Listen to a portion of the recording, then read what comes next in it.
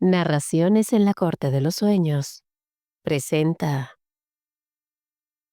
El mono. Autor Stephen King.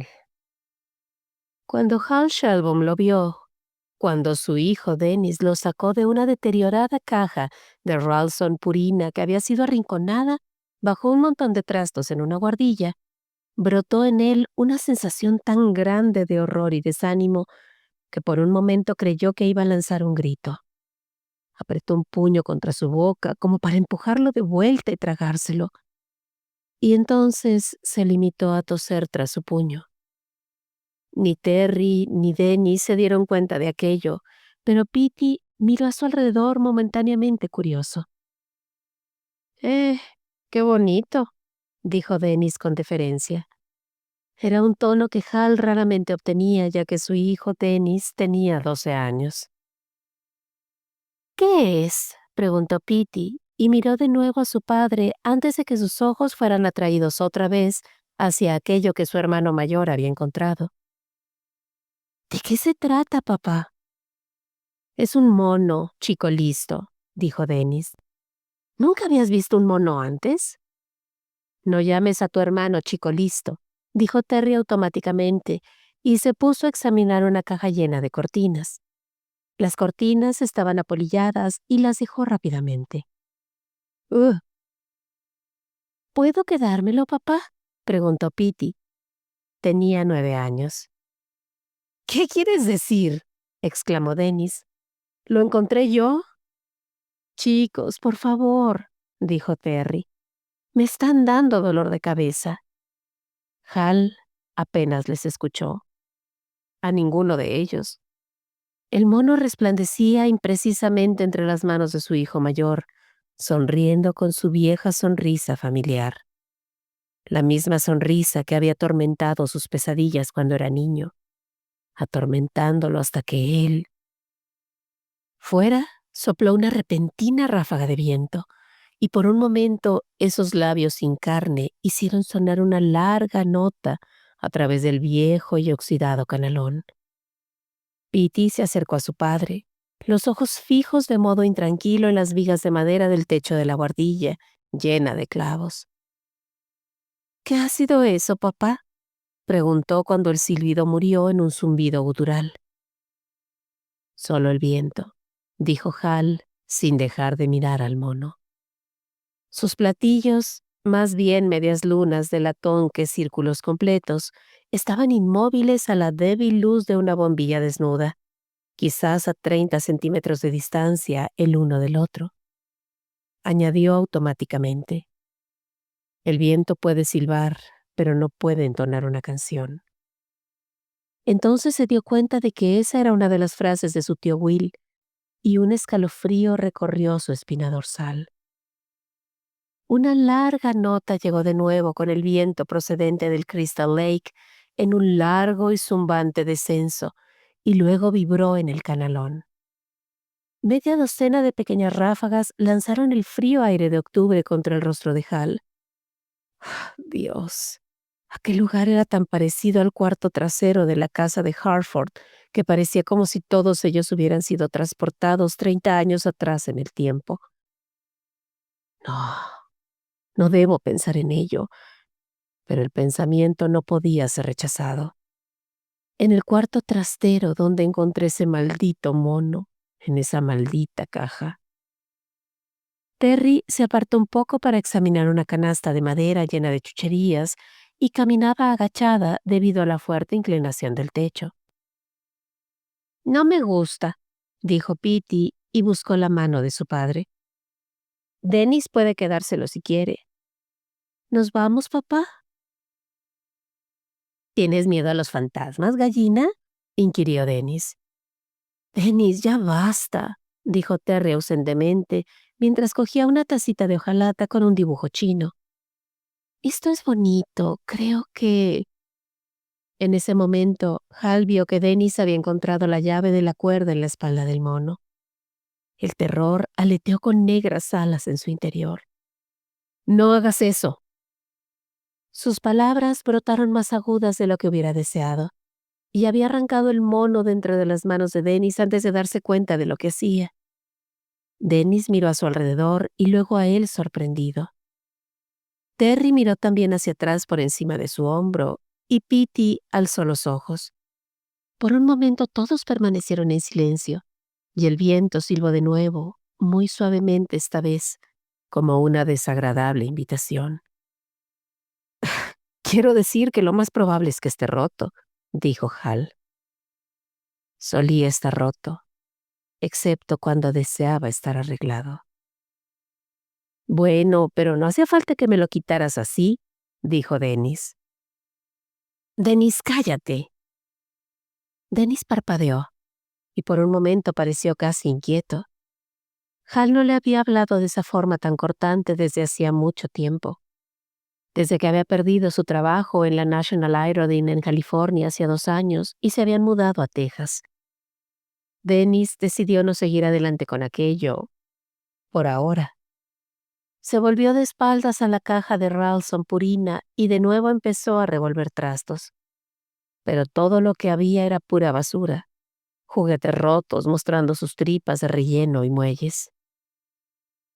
El viento era ahora fuerte, ululando en vez de silbar. La buhardilla empezó a crujir suavemente, haciendo un ruido como de pasos. «Por favor, papá», dijo Petey, apenas lo suficientemente alto como para que su padre le oyera. «Sí», dijo este. «Terry, vámonos». «No he terminado con este. He dicho que nos vamos». Ahora le tocó a ella mostrarse asombrada. Habían tomado 2 habitaciones contiguas en un motel.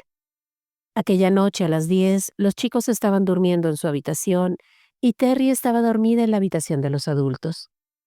Había tomado 2 Valium en el camino de vuelta desde la vieja casa en Casco para librarse de la migraña.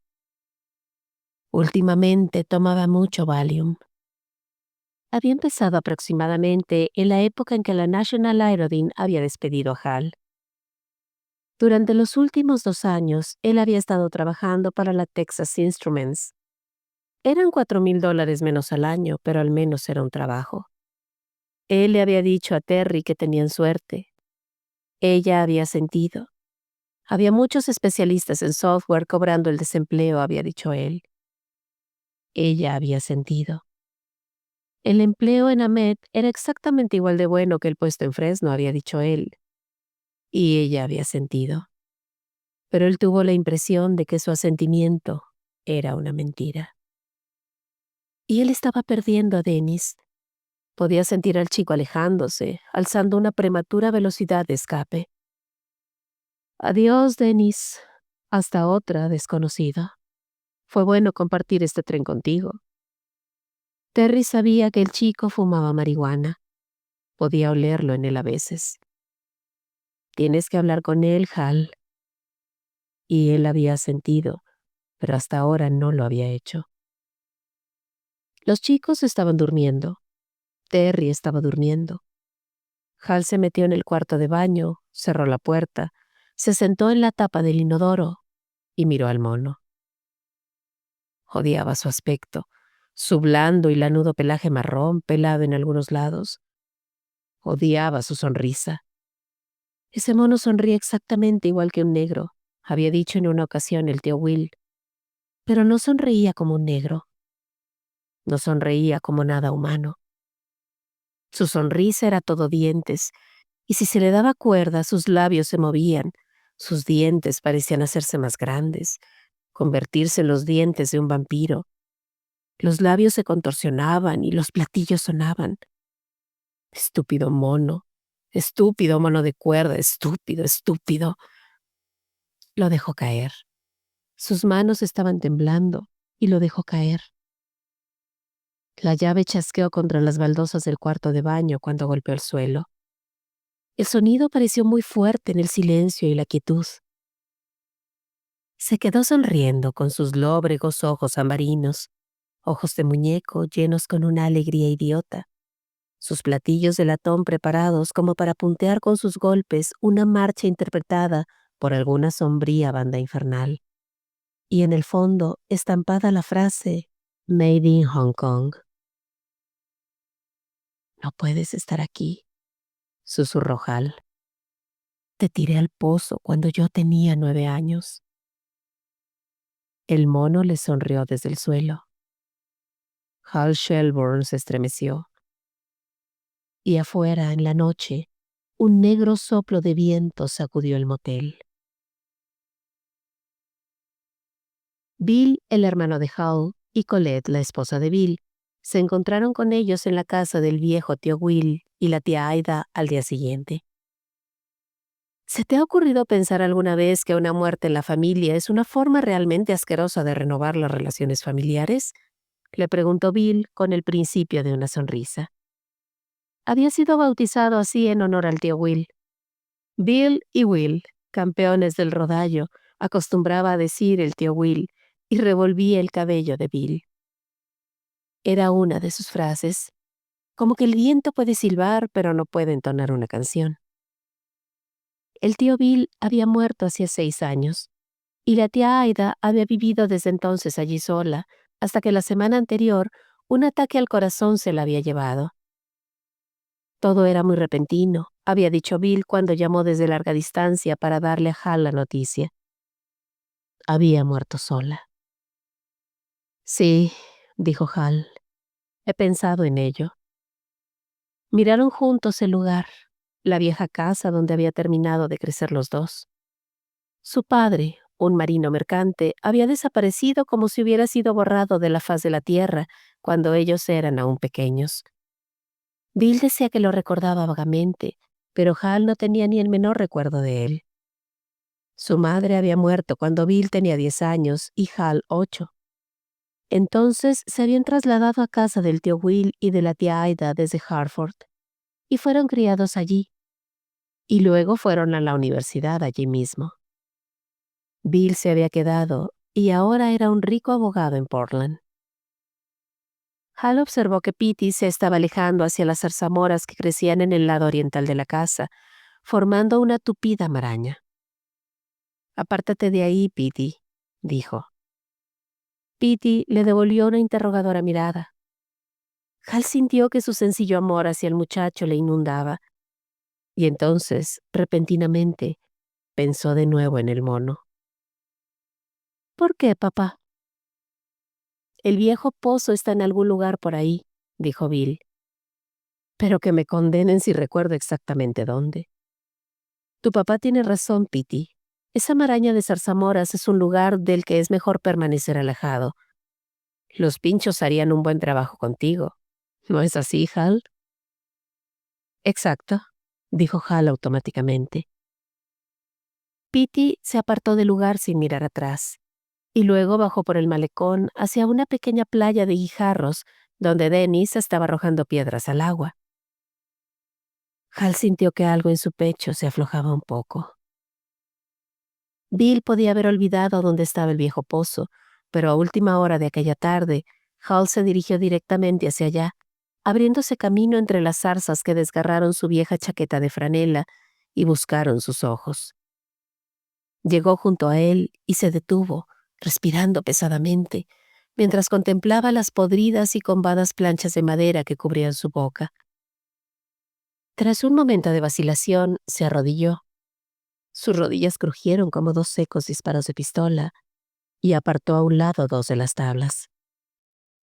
Desde el fondo de aquella húmeda garganta rodeada de piedra, un rostro se le quedó mirando.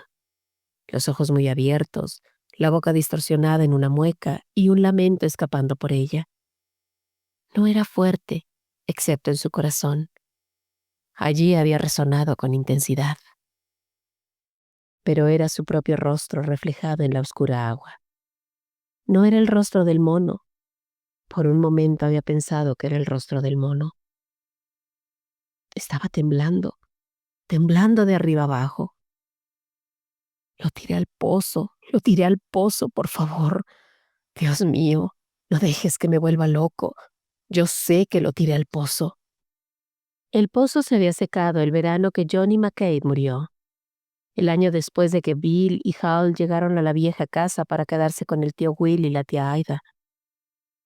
El tío Will había pedido prestado dinero al banco para perforar un pozo artesiano, y las zarzamoras habían crecido alrededor del viejo pozo, el pozo seco, excepto que el agua había vuelto, al igual que el mono.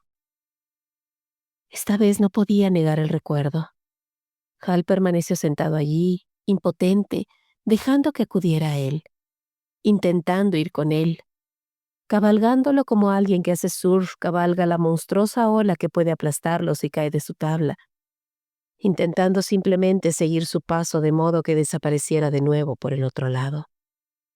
Se había deslizado con el mono hacia allí afuera a finales de aquel verano, y las zarzamoras estaban en sazón, con su aroma denso y empalagoso.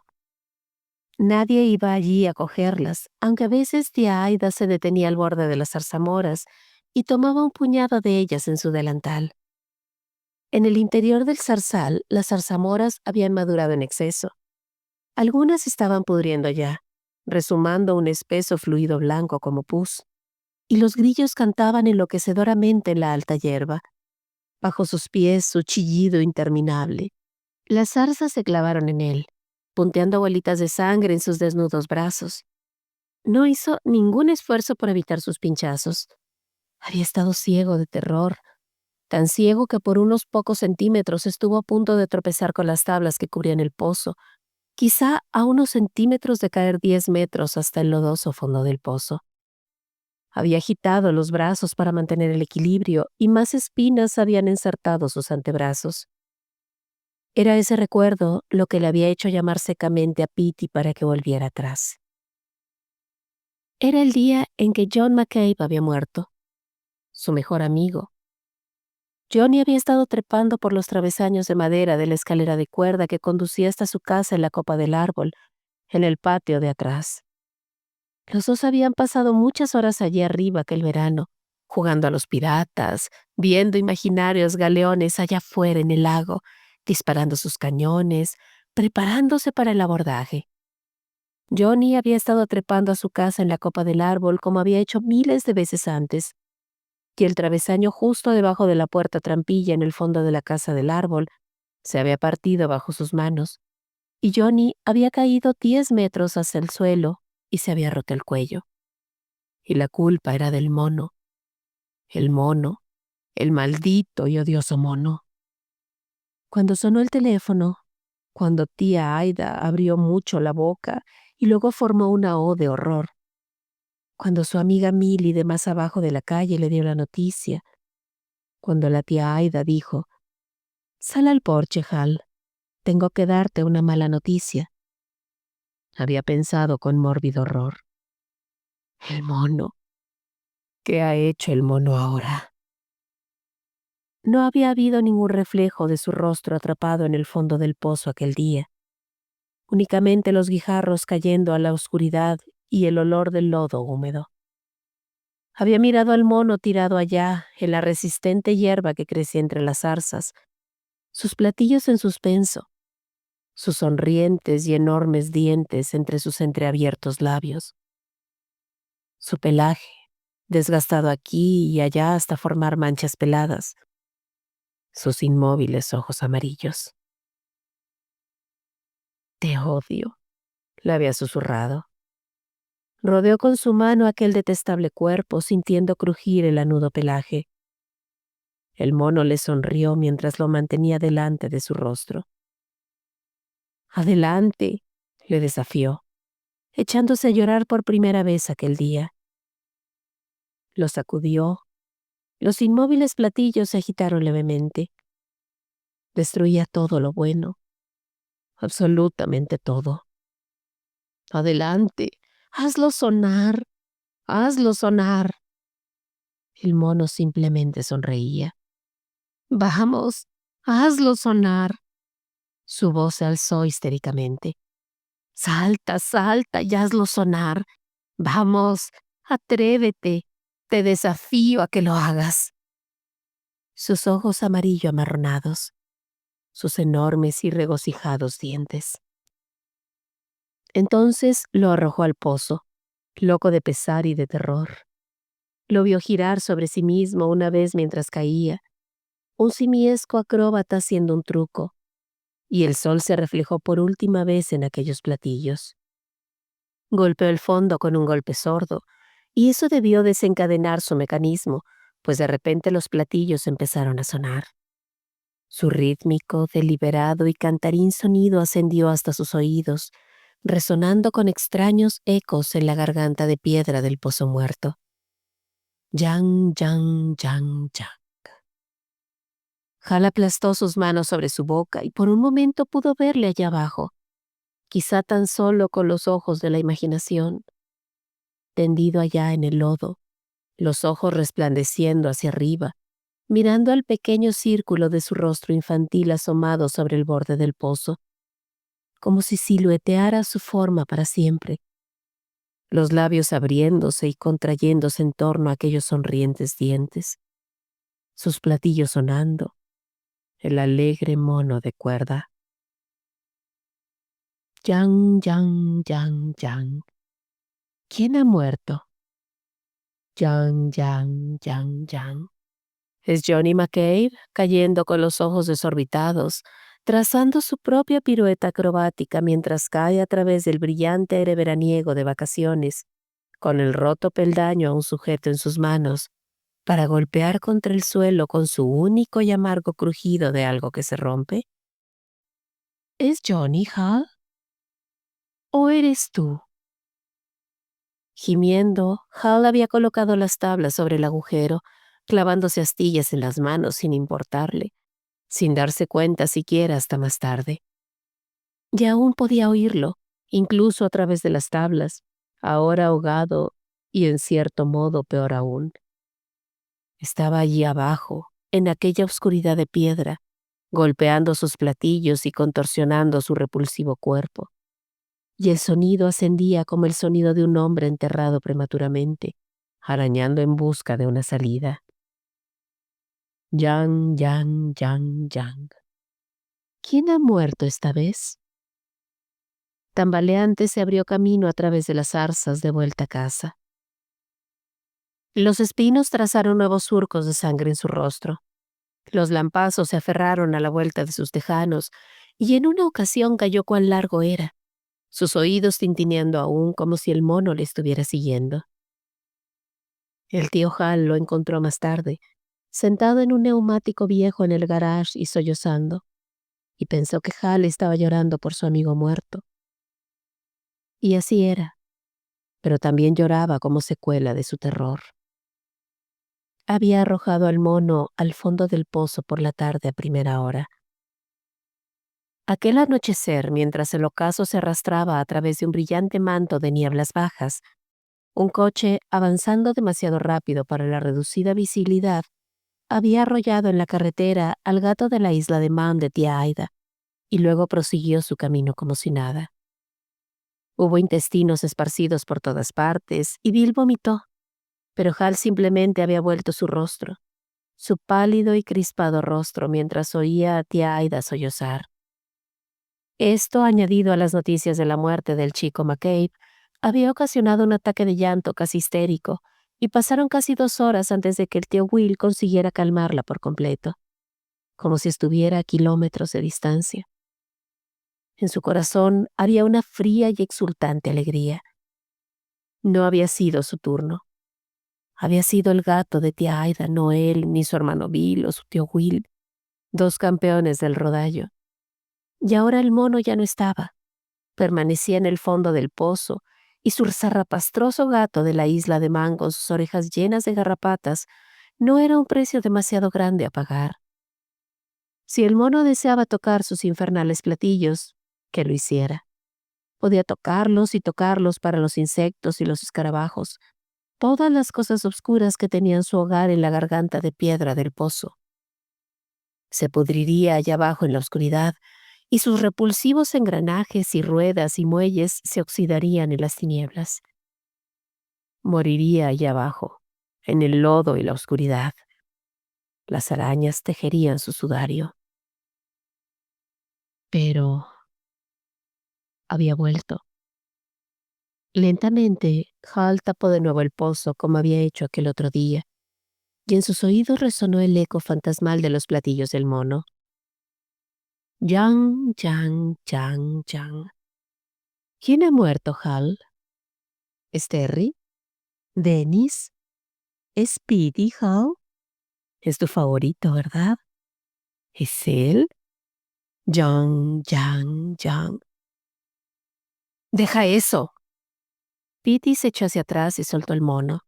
Y por un momento de pesadilla, Hal pensó que iba a ocurrir, que la sacudida iba a desencadenar la maquinaria y los platillos iban a empezar a sonar y a tintinear. Papi, me has asustado. Lo siento, es que no quiero que juegues con eso. Los demás se habían ido a ver una película, y él había pensado que llegaría de vuelta al motel antes que ellos, pero se había quedado en la vieja casa más tiempo del que había supuesto. Los viejos y odiosos recuerdos parecían moverse en su propia y eterna zona de tiempo. Terry estaba sentada cerca de Petey, mirando The Beverly Hillbillies. Contemplaba la vieja y granulosa impresión con una concentración fija y absorta que hablaba de una reciente toma de Valium. Dennis estaba leyendo una revista de rock con el grupo Styx en la portada. Petey había permanecido sentado con las piernas cruzadas en la moqueta, jugueteando con el mono. No funciona de ninguna de las maneras, dijo Petey. Lo cual explica por qué Dennis lo ha dejado, pensó Hal. Y entonces se sintió avergonzado y furioso consigo mismo. Parecía incapaz de controlar la hostilidad que sentía hacia Dennis cada vez más a menudo, pero luego se notaba rebajado y vulgar, impotente. No, dijo, es viejo. Voy a tirarlo. Dámelo. Tendió su mano y Petey, con aspecto afligido, se lo entregó. Papá se está volviendo un esquizofrénico asustado, dijo Dennis a su madre. Hal ya cruzaba la habitación incluso antes de darse cuenta de lo que estaba haciendo, sonriendo como aprobadoramente con el mono en la mano. Sacó a Dennis de su silla tirando de su camisa y se produjo un sonido susurrante cuando una de las costuras se rasgó en algún lugar. Dennis pareció casi cómicamente impresionado. Su ejemplar de Tiger Beat cayó al suelo. «¡Eh! Ven conmigo», dijo Hal severamente, tirando de su hijo hacia la puerta que comunicaba con la otra habitación. «¡Hal!», casi gritó Terry. Petey abrió mucho los ojos. Hal sacó a Dennis afuera, cerró la puerta de un golpe y luego empujó a Dennis contra la puerta. Dennis empezaba a parecer asustado. «Estás convirtiéndote en un problema», dijo Hal. «Suéltame. Me has roto la camisa, me has...» Hal aplastó de nuevo al muchacho contra la puerta. «Sí», dijo, «un auténtico problema de descaro. ¿Te han enseñado eso en la escuela o allá en el fumadero?» Dennis se enrojeció, el rostro momentáneamente crispado por la culpabilidad. «Yo no estaría en esa mierda de escuela si a ti no te hubieran despedido», estalló Dennis. Hal aplastó de nuevo al muchacho contra la puerta. «No fui despedido. Eliminaron mi puesto y tú lo sabes. Y no necesito tu mierda de opinión al respecto. ¿Tienes problemas? Bienvenido al mundo, Dennis. Pero no eches tus problemas sobre mí. Comes cada día. Tus posaderas están cubiertas. Después de 11 años, no necesito ni una mierda de ti». Puntuó cada frase tirando del muchacho hacia adelante, hasta que sus narices estuvieron casi tocándose, y luego lo empujó contra la puerta. No lo hacía con la suficiente violencia como para hacerle daño, pero Dennis estaba asustado. Su padre no había alzado la mano sobre él desde que se habían mudado a Texas, y ahora empezó a llorar con los fuertes, roncos y saludables sollozos de un cuerpo joven. «Adelante, pégame», le gritó a Hal, su rostro crispado y moteado por el flujo de la sangre.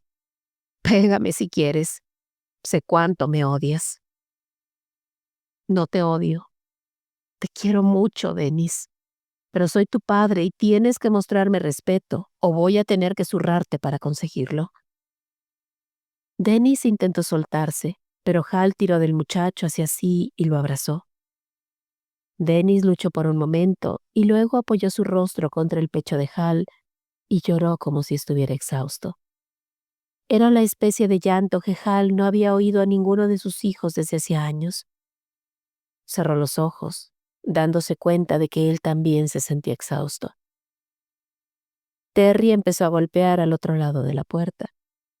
«Ya basta, Hal. Sea lo que sea que le estás haciendo, ya basta». «No lo estoy matando», dijo Hal. «Tranquilízate, Terry». «Pero tú...» «Todo va bien, mamá», dijo Dennis, la voz ahogada contra el pecho de Hal. Pudo sentir su perplejo silencio por un momento, y luego ella se apartó de la puerta. Hal miró de nuevo a su hijo. «Siento lo que te dije, papá», dijo Dennis a disgusto. «Cuando volvamos a casa la próxima semana, aguardaré 2 o 3 días y luego voy a registrar todos tus cajones, Dennis. Si hay en ellos algo que no quieras que yo vea, será mejor que te desembaraces de ello». De nuevo el ramalazo de la culpabilidad. Dennis bajó los ojos y se secó los mocos con el dorso de la mano. «¿Puedo irme ahora?», dijo nuevamente hosco. «Por supuesto», dijo Hal y le dejó marchar. «Tenemos que ir de camping en la primavera. Solos él y yo. Pescar un poco, como el tío Will acostumbraba a hacer con Billy y conmigo. Acercarme a él un poco. Intentarlo al menos». Se sentó en la cama, en la vacía habitación, y miró al mono. «Nunca te acercarás de nuevo a él, Hal», parecía decir su sonrisa. «Nunca más, nunca más». El simple hecho de mirar al mono le hizo sentirse agotado. Lo dejó a un lado y se puso una mano sobre los ojos. Aquella noche en el cuarto de baño, Hal estaba limpiándose los dientes y pensando. Estaba en la misma caja. ¿Cómo podía estar en la misma caja?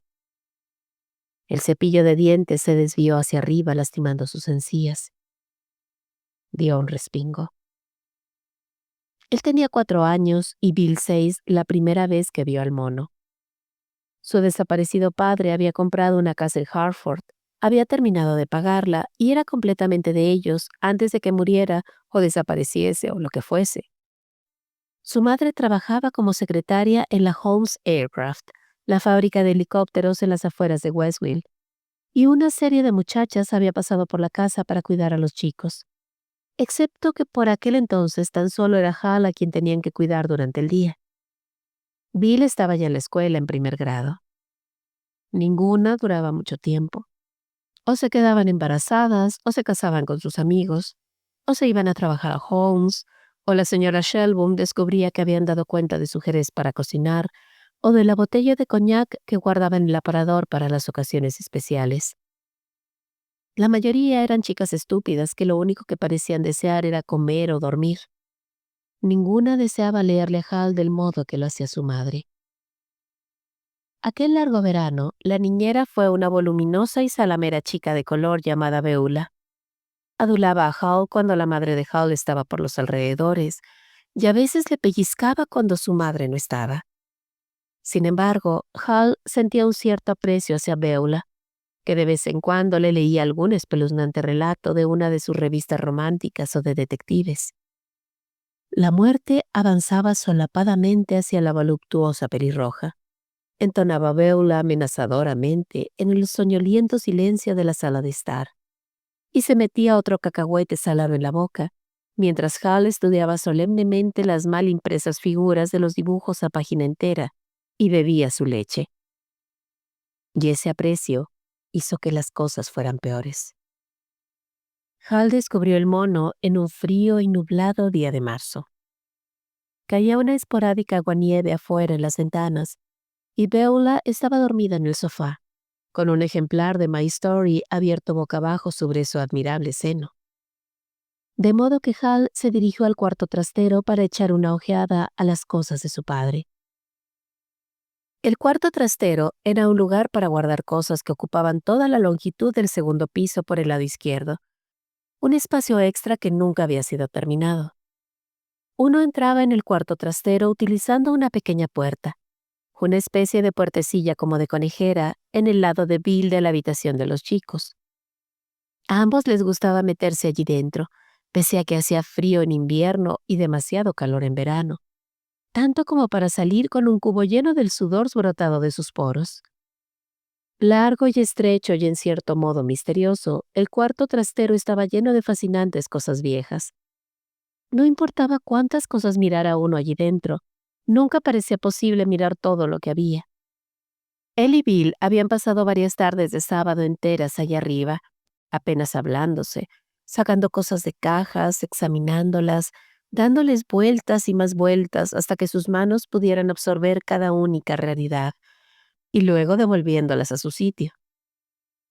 Ahora, Hal se preguntaba si él y Bill no habrían estado intentando, de la mejor manera posible, ponerse en contacto con su desvanecido padre. Había sido marino mercante, y el lugar estaba lleno con fajos de mapas, algunos señalados con preciosos círculos, y el orificio de la punta del compás en el centro de cada uno de ellos. Había 20 volúmenes de algo llamado Guía para la Navegación Barron, unos binoculares torcidos que hacían que los ojos ardieran y que falseaban de forma curiosa las cosas si se miraba por ellos demasiado rato. Había recuerdos turísticos de una docena de puertos de escala, muñecas de hula hula de caucho, un sombrero de hongo de cartón negro con una retorcida banda que decía, pica a una chica y te hago picadilly. Una bola de cristal con una pequeña torre Eiffel dentro. Y había también sobres, con sellos de muchos lugares dispuestos cuidadosamente en su interior. Y monedas de otros países. Había muestras de roca de la isla hawaiana de Maui, un cristal negro, pesado y en cierto modo amenazador, y diversos discos en idiomas extranjeros. Aquel día, con el aguanieve cayendo hipnóticamente del techo justo encima de sus cabezas, Hal se abrió camino hasta el extremo más alejado del cuarto trastero. Apartó a un lado una caja y debajo vio otra, una caja de Ralston Purina. Mirando desde su interior un par de vidriosos ojos color avellana. Le dieron un sobresalto y por un momento retrocedió, el corazón latiéndole fuertemente como si hubiera descubierto a un mortífero pigmeo. Luego vio su silencio, la fija mirada de aquellos ojos, y se dio cuenta de que era algún tipo de juguete. Avanzó de nuevo y lo sacó cuidadosamente de la caja. Le sonrió con su dentona sonrisa sin edad bajo la amarilla luz, sus platillos muy separados. Encantado, Hal había dado la vuelta al juguete, sintiendo lo encrespado de su lanoso pelaje. Su alegre sonrisa le agradaba. Sin embargo, ¿no había habido allí algo más útil antes? Una casi instintiva sensación de disgusto que había aparecido y desaparecido incluso antes de que fuera consciente de ella. Quizá fuera así, pero con un viejo recuerdo como aquel hay que procurar no creer demasiado. Los viejos recuerdos pueden mentir, pero ¿no había visto la misma expresión en el rostro de Petey en la buhardilla de la vieja casa? Había descubierto la llave inserta en la parte baja de su espalda y le dio la cuerda. La llave giró casi demasiado fácilmente, y la cuerda no dejó oír el sonido del engranaje. Por lo tanto, estaba rota. Rota, pero el juguete seguía siendo bonito. Se lo llevó afuera para jugar con él. ¿Qué es eso que trae, Hal?, preguntó Beulah, despertando de su siesta. Nada, dijo Hal. Lo encontré. Lo colocó en la estantería de su lado en el dormitorio. Estaba encima de sus cuadernos Lassie para colorear, sonriente, mirando al espacio, los platillos en equilibrio. Estaba roto, pero pese a todo sonreía. Aquella noche, Hal se despertó de algún sueño intranquilo, la vejiga llena, y salió para utilizar el cuarto de baño del vestíbulo. Bill era un montón de sábanas respirando regularmente al otro lado de la habitación. Hal volvió del cuarto de baño casi dormido de nuevo, y repentinamente el mono empezó a golpear sus platillos uno contra el otro en la oscuridad. Yang, yang, yang, yang. Se despertó por completo, como si le hubiesen golpeado en pleno rostro con una toalla fría y mojada. Su corazón dio un brinco de sorpresa y un agudo chillido casi de ratón escapó de su garganta. Miró al mono, los ojos muy abiertos, los labios temblando. Yang, yang, yang, yang. Su cuerpo se agitaba y saltaba en el estante, mientras sus labios se abrían y cerraban, odiosamente alegres, revelando unos dientes enormes y carnívoros. —¡Para! —susurró Hal. Su hermano se dio la vuelta en la cama y emitió un único y fuerte ronquido. Todo lo demás permaneció en silencio, excepto el mono. Los platillos resonaban y tintineaban, y seguramente iban a despertar a su hermano, a su madre, a todo el mundo. Iban a despertar incluso a los muertos. Yang, yang, yang, yang. Hal avanzó hacia él, dispuesto a pararlo como fuera, quizá poniendo su mano entre los platillos hasta que se acabara la cuerda. Pero estaba rota, ¿no? Y se detuviera por sí mismo. Los platillos se entrechocaban una y otra vez. ¡Yang! Y luego se separaban lentamente hasta su posición original. El latón relucía en las sombras. Los sucios y amarillentos dientes del mono sonreían en su improbable sonrisa. La casa estaba de nuevo silenciosa. Su madre se dio la vuelta en su cama e hizo eco al ronquido de Bill. Hal volvió a su cama y se tapó con las sábanas, su corazón latiendo aún apresuradamente, y pensó: mañana lo devolveré al cuarto trastero. No lo quiero. Pero a la mañana siguiente olvidó por completo devolver el mono a su lugar original, debido a que su madre no fue a trabajar. Beulah había muerto. Su madre no quiso decirles exactamente lo ocurrido. Fue un accidente, solo un terrible accidente, fue todo cuando dijo.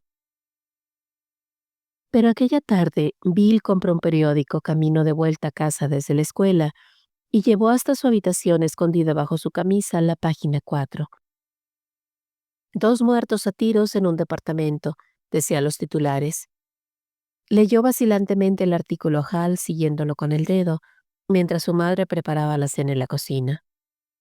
Beulah McCaffery, de 19 años, y Sally Tremont, de 20, fueron muertas a tiros por el amigo de la señorita McCaffery, Leonard White, de 25 años, a resultas de una discusión sobre quién iba a salir a recoger el encargo que habían hecho de un menú chino. La señorita Tremont murió en el Hartford, donde había sido trasladada urgentemente. Beulah McCaffery murió en el acto. Era como si Beulah hubiera desaparecido dentro de una de sus propias revistas de detectives, pensó Hal Shelburne, y sintió que un frío estremecimiento recorría su espina dorsal y luego rodeaba su corazón. Entonces se dio cuenta de que los disparos se habían producido aproximadamente al mismo tiempo que el mono había sonado. —¿Hal? —era la voz de Terry somnolienta. —¿Vienes a la cama? Escupió la pasta dentrífica al lavabo y se enjuagó la boca. —Sí, ya voy —dijo él. Antes había puesto el mono en su maleta y la había cerrado con llave. Iban a volar de vuelta a Texas dentro de 2 o 3 días, pero antes debía librarse definitivamente de aquella maldita cosa, fuera como fuese. —Fuiste muy duro con Dennis esta tarde —dijo Terry en la oscuridad. Dennis necesita que alguien empiece a mostrarse un poco duro con él, creo. Está deslizándose, simplemente no quiero que empiece a caer. Psicológicamente, pegar al chico no es la forma. Por el amor de Dios, Terry, no le pegué. Más productiva de afirmar la autoridad paterna. No empieces de nuevo con la mierda esa de las sesiones de grupo, dijo Hal furioso. No comprendo por qué no deseas discutir eso. Su voz era fría. También le dije que quería ver todas esas drogas fuera de casa. ¿Has hecho eso? Ahora sonaba aprensiva. ¿Cómo se lo tomó? ¿Qué te dijo? Vamos, Terry, ¿qué podía decirme? Lárgate y déjame en paz. Hal, ¿qué ocurre contigo? Tú no eres así. ¿Qué es lo que va mal? Nada, dijo, mientras pensaba en el mono encerrado en su Samsonite. ¿Lo oiría si empezaba a hacer sonar sus platillos? Sí, seguro que lo escucharía. Apagado pero audible, haciendo sonar el sino de alguien como lo había hecho para Beulah, Johnny McCabe, Daisy la perra del tío Will. Yang, yang, yang. ¿Eres tú, Hal? Lo que ocurre es que he estado un poco tenso últimamente. Espero que solo sea eso, porque no me gustas así. ¿No? Y las palabras se escaparon antes de que pudiera detenerlas. Ni siquiera lo deseó. Entonces es mejor engullir otros cuantos Valiums y todo vuelve a estar bien, ¿no? Oyó que ella contenía la respiración y luego exhalaba su aliento temblorosamente. Entonces se echó a llorar. Hal hubiera podido consolarla, quizá, pero no parecía haber consuelo dentro de él. Había demasiado terror. Todo iría mejor cuando el mono hubiera desaparecido de nuevo. Desaparecido definitivamente. Por Dios, que desaparezca definitivamente. Permaneció tendido en la cama, despierto hasta muy tarde, hasta que el amanecer empezó a teñir el aire de gris allá afuera. Pero pensó que sabía lo que tenía que hacer. Fue Bill quien encontró el mono la segunda vez. Aproximadamente 1 año y medio después de que Beulah McCafferty resultara muerta en el acto. Era verano y Hal acababa de terminar su jardín de infancia. Volvía de jugar con Stevie Arlingen y su madre le dijo: «Lávate las manos, Hal. Vas sucio como un cerdo». Estaban en el porche tomando un té helado y leyendo un libro. Eran sus vacaciones y aún le quedaban 2 semanas. Hal metió sus manos bajo el chorro de agua fría y dejó sus huellas de suciedad en la toalla. «¿Dónde está Bill?» «Arriba. Dile que ordene su lado de la habitación. Parece una posilga». Hal, que gozaba siendo el mensajero de noticias desagradables en tales cuestiones, se apresuró escaleras arriba. Bill estaba sentado en el suelo. La pequeña puerta conejera que conducía al cuarto trastero estaba abierta de par en par. Y tenía el mono entre sus manos. «No funciona», dijo Hal inmediatamente. «Está roto».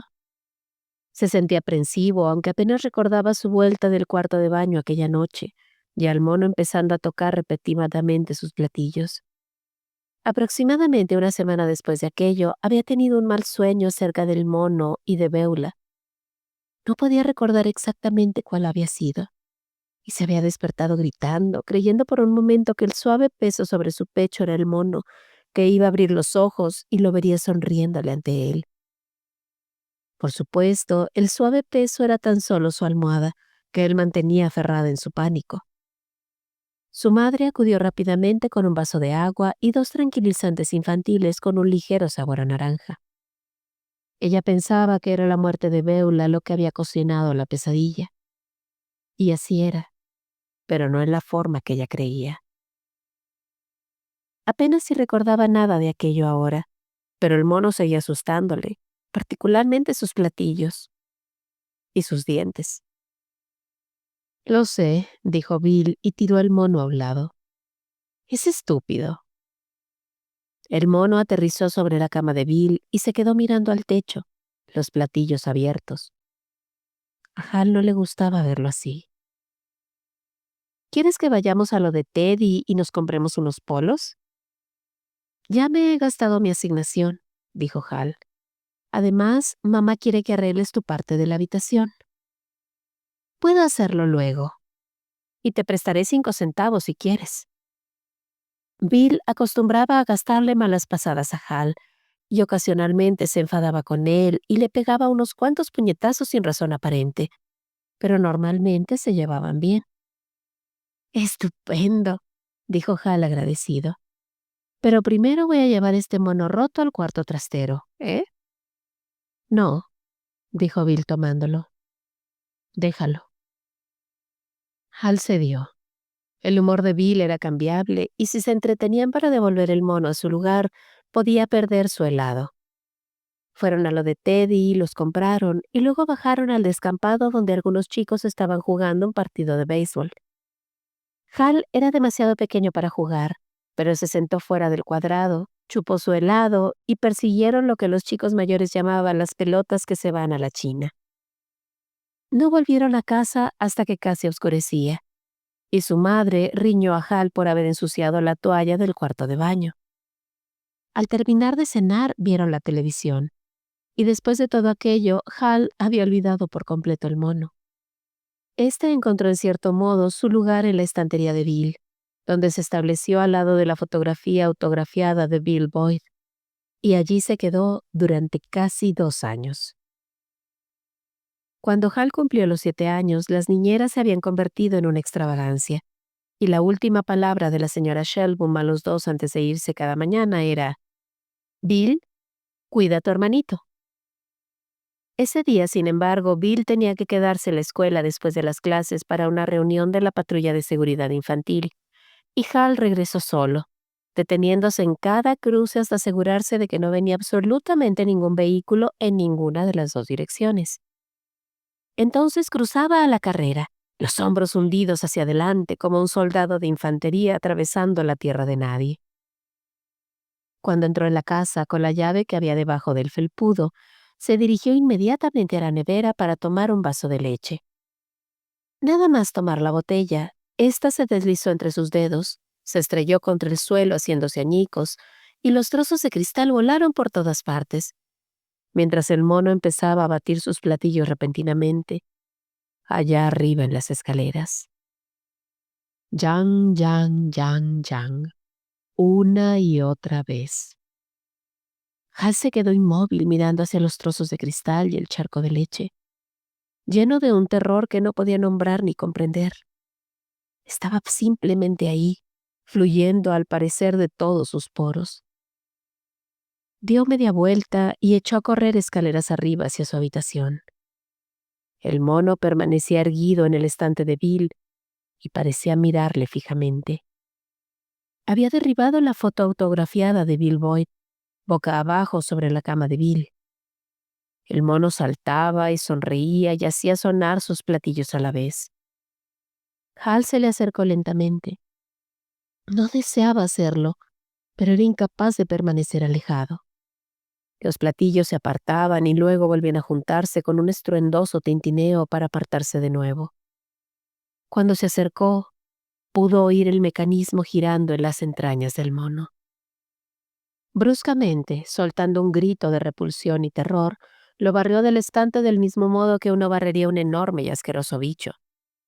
El mono golpeó contra la almohada de Bill y luego cayó al suelo, los platillos golpeando uno contra el otro. Yang, yang, yang. Los labios abriéndose y cerrándose mientras permanecía allí tendido sobre su espalda, en un cuadrado de luz de un sol de finales de abril. Entonces, repentinamente, Hal recordó Beulah. Aquella noche el mono también había hecho sonar sus platillos. Le dio un puntapié con su zapato Buster Brown, tan fuerte como pudo, y esta vez el grito que escapó de sus labios era un grito de furia. El mono de cuerda se deslizó por el suelo, golpeó contra la pared y se quedó allá inmóvil. Hal permaneció de pie mirándolo, los puños apretados y el corazón saltando de su pequeño pecho. El mono le sonreía insolentemente, con el sol reflejándose en un destello de uno de sus ojos de cristal. «Patéame cuanto quieras», parecía decirle. «No soy más que ruedas dentadas y engranajes, y un tornillo sin fin o dos. Patéame cuanto gustes. No soy real, únicamente un divertido mono de cuerda. Eso es todo lo que soy». «¿Y quién está muerto? ¿Ha habido una explosión en la fábrica de helicópteros?» ¿Qué es lo que ha subido volando hacia el cielo como una enorme y ensangrentada pelota, con los ojos allá donde no deberían en absoluto estar? ¿Es la cabeza de tu madre, Hal? Allá abajo, en la esquina de Brook Street.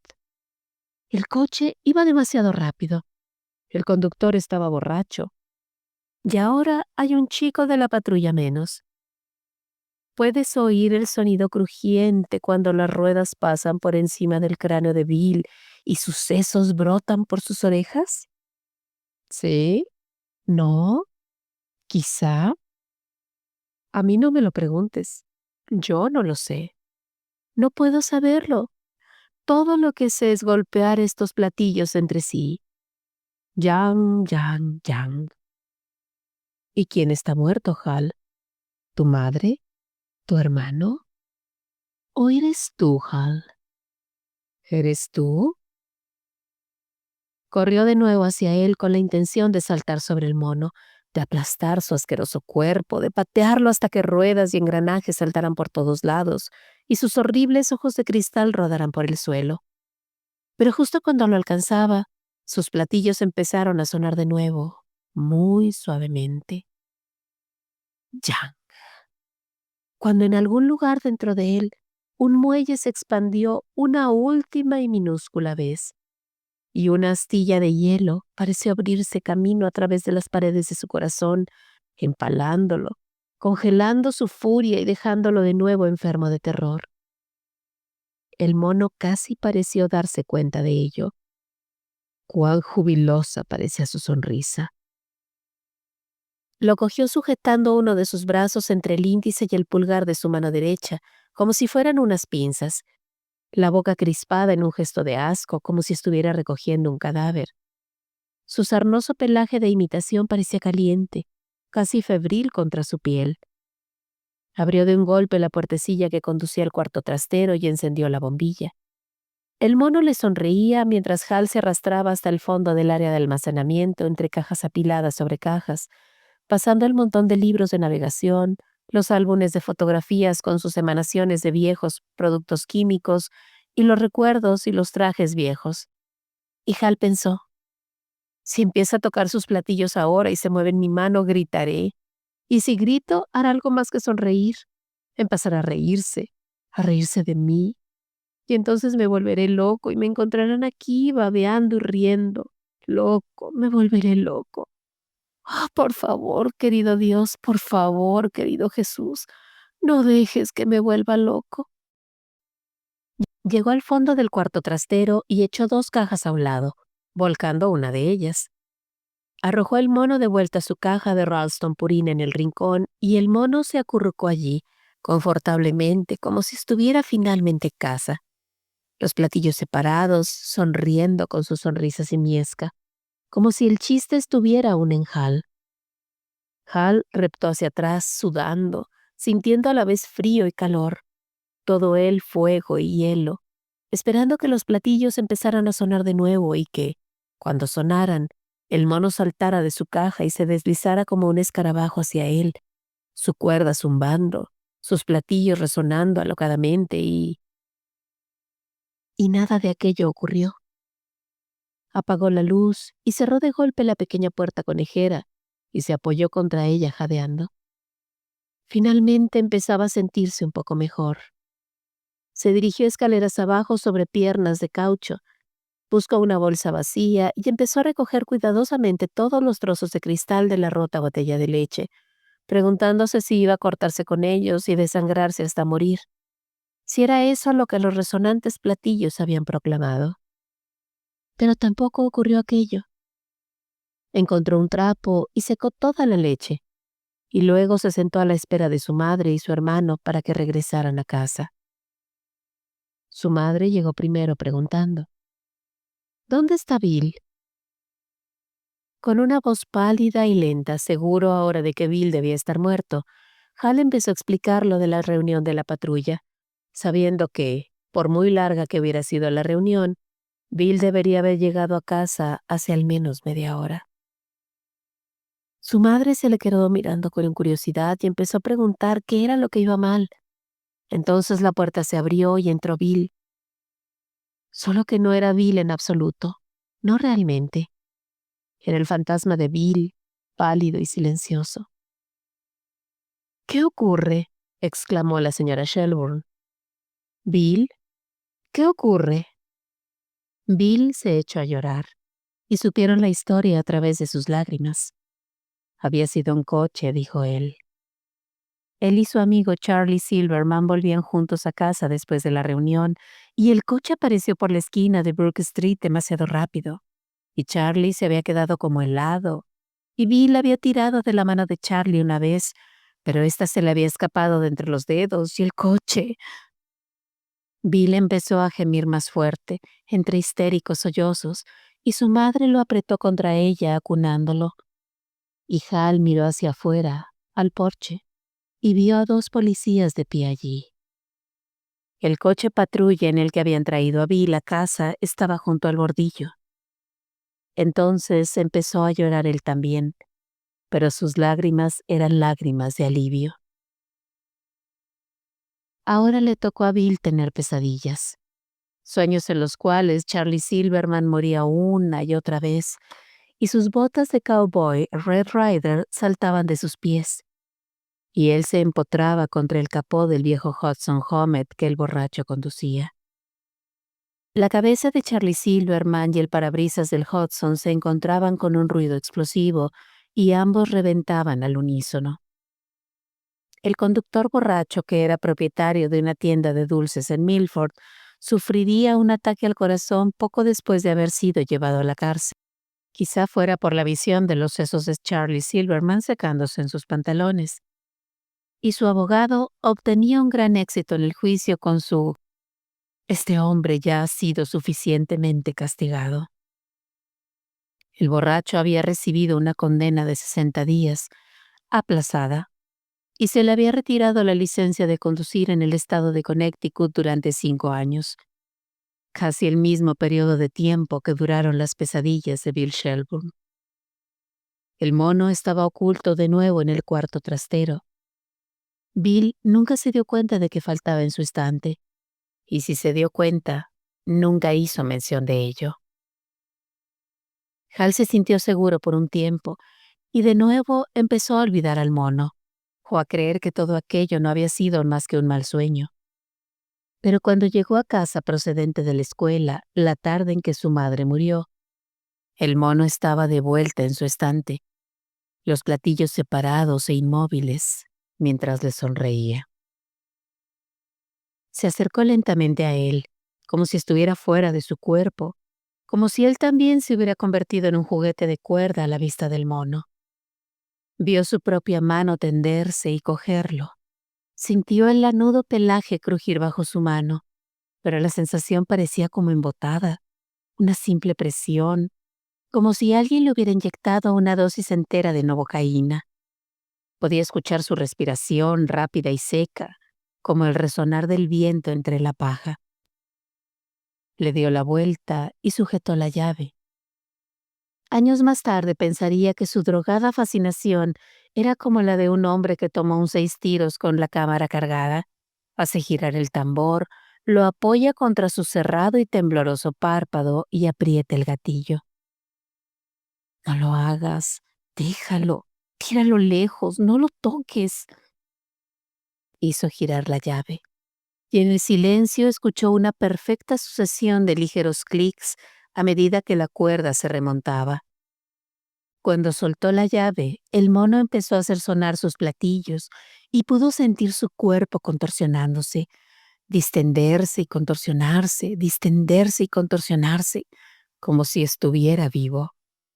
Estaba vivo, agitándose en su mano como un repugnante pigmeo, y la vibración que sentía a través de su pelaje marrón con grandes manchas peladas no era el de engranajes girando, sino el latido de su negro y ceniciento corazón.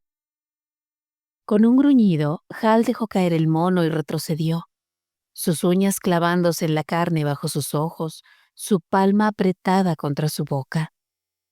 Tropezó con algo y casi perdió el equilibrio. Entonces hubiera caído al suelo junto a él, sus desorbitados ojos azules mirando directamente a los ojos de cristal color avellana del mono. Se tambaleó hacia la puerta, la cerró de golpe a sus espaldas y se apoyó contra ella. Repentinamente echó a correr hacia el cuarto de baño y vomitó. Fue la señora Stuckey de la fábrica de helicópteros quien trajo la noticia y se quedó con ellos aquellas 2 primeras e interminables noches, hasta que tía Aida llegó de Maine. Su madre había muerto de una embolia cerebral a media tarde. Estaba de pie junto al distribuidor del agua fría con un vaso de agua en una mano y se había derrumbado de pronto, como si hubiera recibido un tiro, sujetando aún el vaso de papel en una mano. Con la otra había intentado agarrarse al depósito de cristal del aparato y lo había derribado junto con ella. Se había hecho añicos, pero el doctor de la fábrica, que llegó a toda prisa, dijo más tarde que creía que la señora Shelburne estaba muerta antes de que el agua la empapara a través de su traje y su ropa interior. A los chicos no les dijeron nada de esto, pero Hal lo supo de todos modos. Soñó de nuevo, una y otra vez en las largas noches que siguieron a la muerte de su madre. ¿Sigues teniendo problemas para conciliar el sueño, hermanito?, le había preguntado Bill. Y Hal supuso que Bill pensaba que todas sus inquietudes y malos sueños tenían que ver con la repentina muerte de su madre. Y tenía razón, pero solo en parte. Se trataba de la culpabilidad, la certeza, el absoluto convencimiento de que él había matado a su madre, dándole cuerda al mono en aquel soleado atardecer después de la escuela. Cuando finalmente Hal se quedó dormido, su sueño debió de ser profundo. Cuando despertó era casi mediodía. Petey estaba sentado en una silla con las piernas cruzadas al otro lado de la habitación. Comía metódicamente una naranja gajo a gajo y observaba un concurso en la televisión. Hal sacó las piernas de la cama, sintiendo como si alguien le hubiera sumido en aquel sueño, y luego le hubiera despertado sacándole de él. La cabeza le palpitaba. ¿Dónde está tu mamá, Petey? Su hijo miró a su alrededor. Ella y Dennis fueron de compras. Yo dije que me quedaba contigo. ¿Siempre hablas en sueños, papá? Hal miró cautelosamente a su hijo. No, no lo creo. ¿Qué es lo que he dicho? No eran más que murmullos. No he podido entender nada. Me asustaste un poco. Bueno, aquí estoy dispuesto y cuerdo otra vez, dijo Hal mientras conseguía esbozar una pequeña sonrisa. Petey se la devolvió y Hal sintió de nuevo aquel sencillo amor hacia el chiquillo, una emoción que era clara e intensa y sin complicaciones. Se preguntó por qué siempre había sido capaz de sentir aquello hacia Petey, que le comprendía y que podía ayudarle, y por qué Dennis parecía una ventana demasiado oscura como para mirar a su través. Un misterio en su forma de actuar y en sus hábitos. El tipo de chico que él no podía comprender porque nunca había sido ese tipo de chico. Era demasiado fácil decir que el traslado desde California había cambiado a Dennis o que... Sus pensamientos se congelaron. El mono. El mono estaba sentado en el antepecho de la ventana, los platillos separados e inmóviles. Hal sintió que su corazón se paraba bruscamente en su pecho y luego de repente se lanzaba al galope. Su visión osciló y su palpitante cabeza empezó a dolerle ferozmente. Había escapado de la maleta y ahora estaba apoyado en el antepecho de la ventana sonriéndole. Pensaste que te habías librado de mí, ¿eh? Pero ya habías pensado lo mismo antes, ¿no? Sí, pensó de modo enfermizo. Sí lo había pensado. Petey, ¿has sacado tú ese mono de mi maleta?, preguntó conociendo ya la respuesta. Había cerrado la maleta con llave y se había metido la llave en el bolsillo de su abrigo. Petey miró al mono y algo, Hal pensó que era inquietud, pasó por su rostro. No, dijo. Mamá lo puso ahí. ¿Mamá lo hizo? Sí, lo sacó de tu lado. Se rió por ello. Lo sacó de mi lado. ¿De qué estás hablando? Lo tenías en la cama contigo. Yo estaba lavándome los dientes, pero Dennis lo vio. Él también se rió. Dijo que parecías un bebé con su osito de felpa. Hal miró al mono. Su boca estaba demasiado seca como para tragar saliva. ¿Había estado en la cama con él? ¿En la cama? Aquel asqueroso pelaje contra su mejilla, quizá contra su boca. Aquellos ojos de cristal mirando su rostro dormido. Aquellos enormes dientes cerca de su cuello. ¡Ah, Dios mío! Se volvió bruscamente y se dirigió hacia el armario empotrado. La Samsonite estaba allí, aún cerrada con llave. La llave seguía aún en el bolsillo de su abrigo. Tras él, la televisión se apagó. Cerró lentamente el armario empotrado. Petey estaba mirándole seriamente. Papá, no me gusta ese mono, dijo con una voz tan baja que casi no lo escuchó. A mí tampoco, dijo Hal. Petey lo miró fijamente para ver si estaba bromeando y vio que no era así. Avanzó hacia su padre y lo abrazó fuertemente. Hal se dio cuenta de que temblaba. Petey habló entonces en su oído muy rápidamente, como si tuviera miedo de no tener el suficiente valor para decirlo de nuevo, o de que el mono pudiera oírle. Parece que te mira no importa dónde tú estés en la habitación. Y si vas a la otra habitación, parece que sigue mirándote a través de la pared. No puedo evitar sentir como si me deseara para algo. Petey se estremeció y Hal lo abrazó más fuerte. Como si deseara que le dieras cuerda, dijo Hal. Petey asintió violentamente. No está realmente roto, ¿verdad, papá? A veces lo está, dijo Hal mirando al mono por encima del hombro de su hijo. Pero a veces vuelve a funcionar. No dejo de sentir deseos de ir hasta allá y darle cuerda. Estaba todo tan tranquilo y pensé, no puedo, despertaré a papá. Pero seguía deseándolo, y me dirigí hacia allá y lo toqué, y odié aquel contacto, pero me gustó también. Era como si me estuviera diciendo, dame cuerda, Petey, jugaremos. Tu padre no va a despertarse. Nunca más volverá a despertarse. Dame cuerda, dame cuerda. El chiquillo estalló repentinamente en lágrimas. Es malo. Sé que lo es. Hay algo malo en él. ¿Podemos tirarlo, papá? Por favor. El mono sonreía a Hal con su eterna sonrisa. Podía sentir las lágrimas de Petey entre ellos. El sol del mediodía destellaba en los platillos de latón del mono. La luz se reflejaba hacia arriba y ponía franjas de luz solar en el liso estuco blanco del techo de la habitación del hotel. ¿Cuándo dijo tu madre que ella y Dennis iban a estar de vuelta, Petey? Hacia la 1. Se secó sus enrojecidos ojos con la manga de su camisa, como si se sintiera embarazado por sus lágrimas, pero se negó a mirar al mono. Puse la televisión, susurró, y la puse muy alta. Eso estuvo bien, Petey. Tuve una extraña idea, dijo el niño.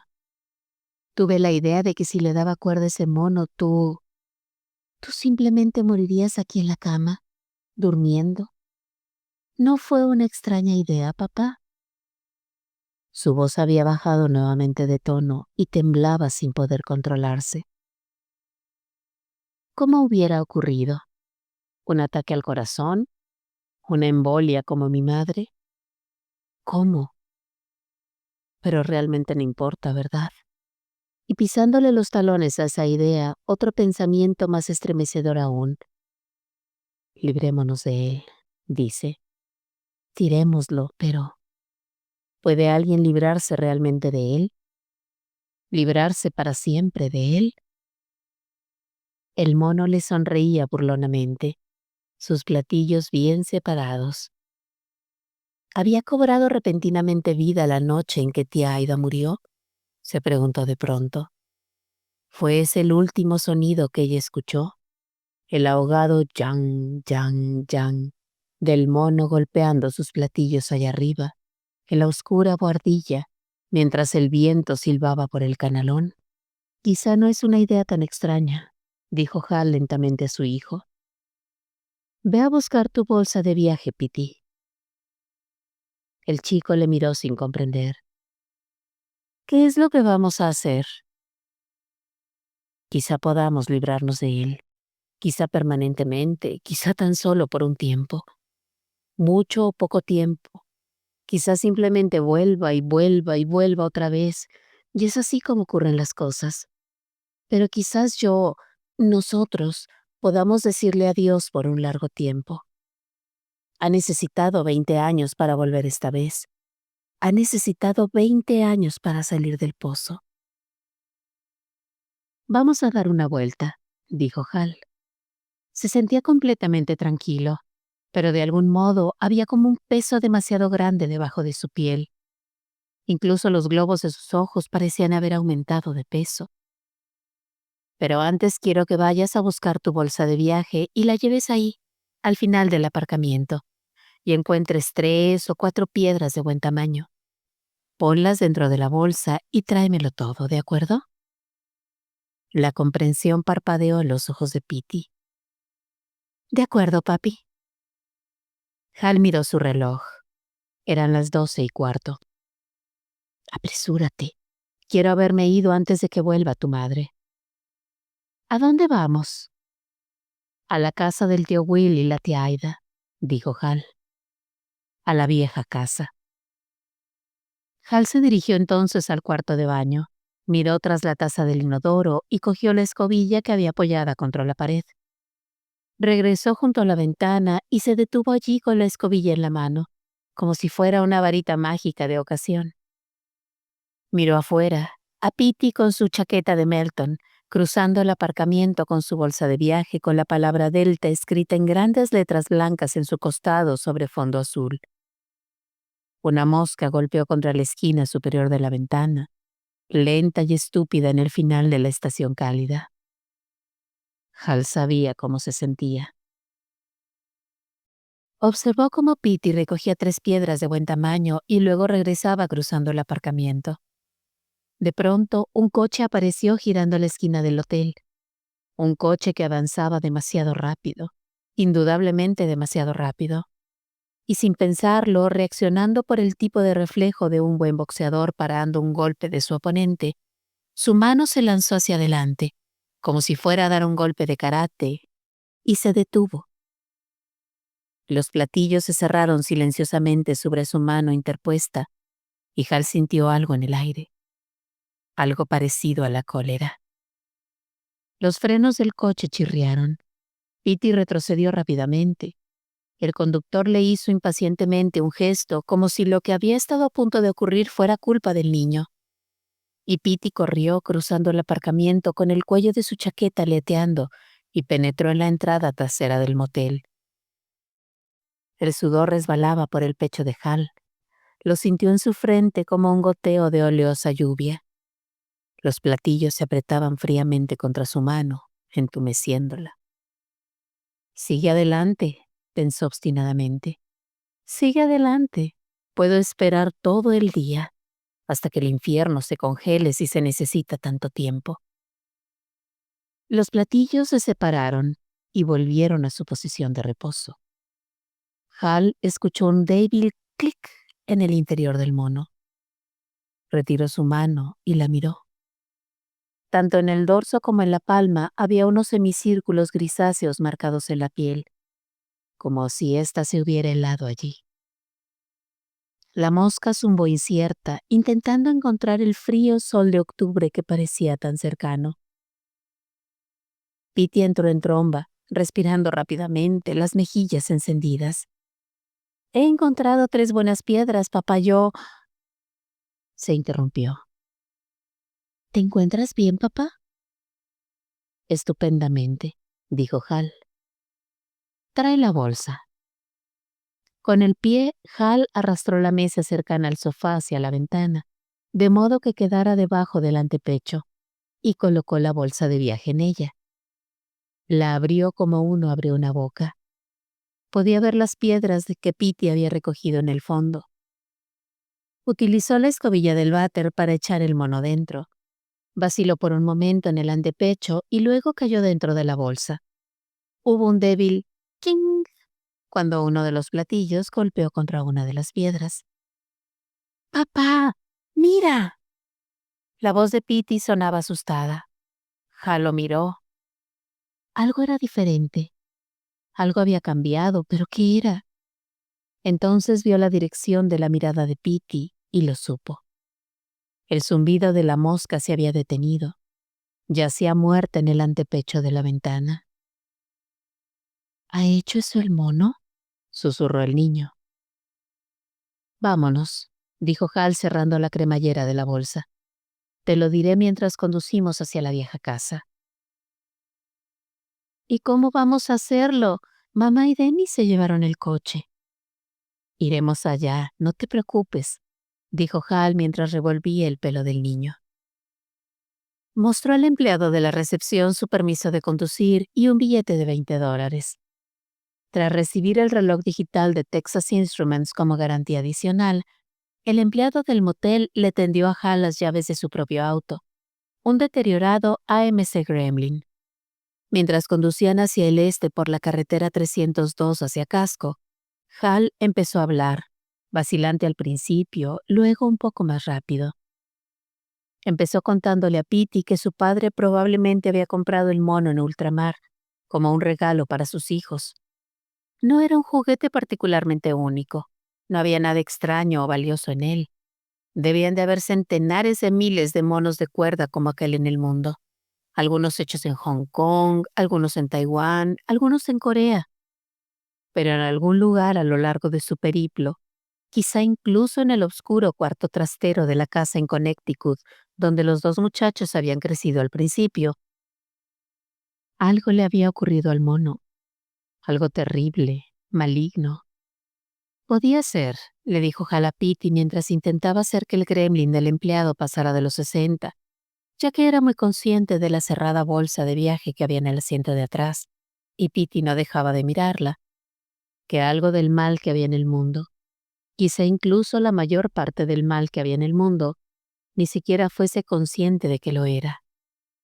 Podía ser que la mayor parte del mal que había en el mundo fuera algo muy parecido a un mono con un mecanismo al que uno puede darle cuerda.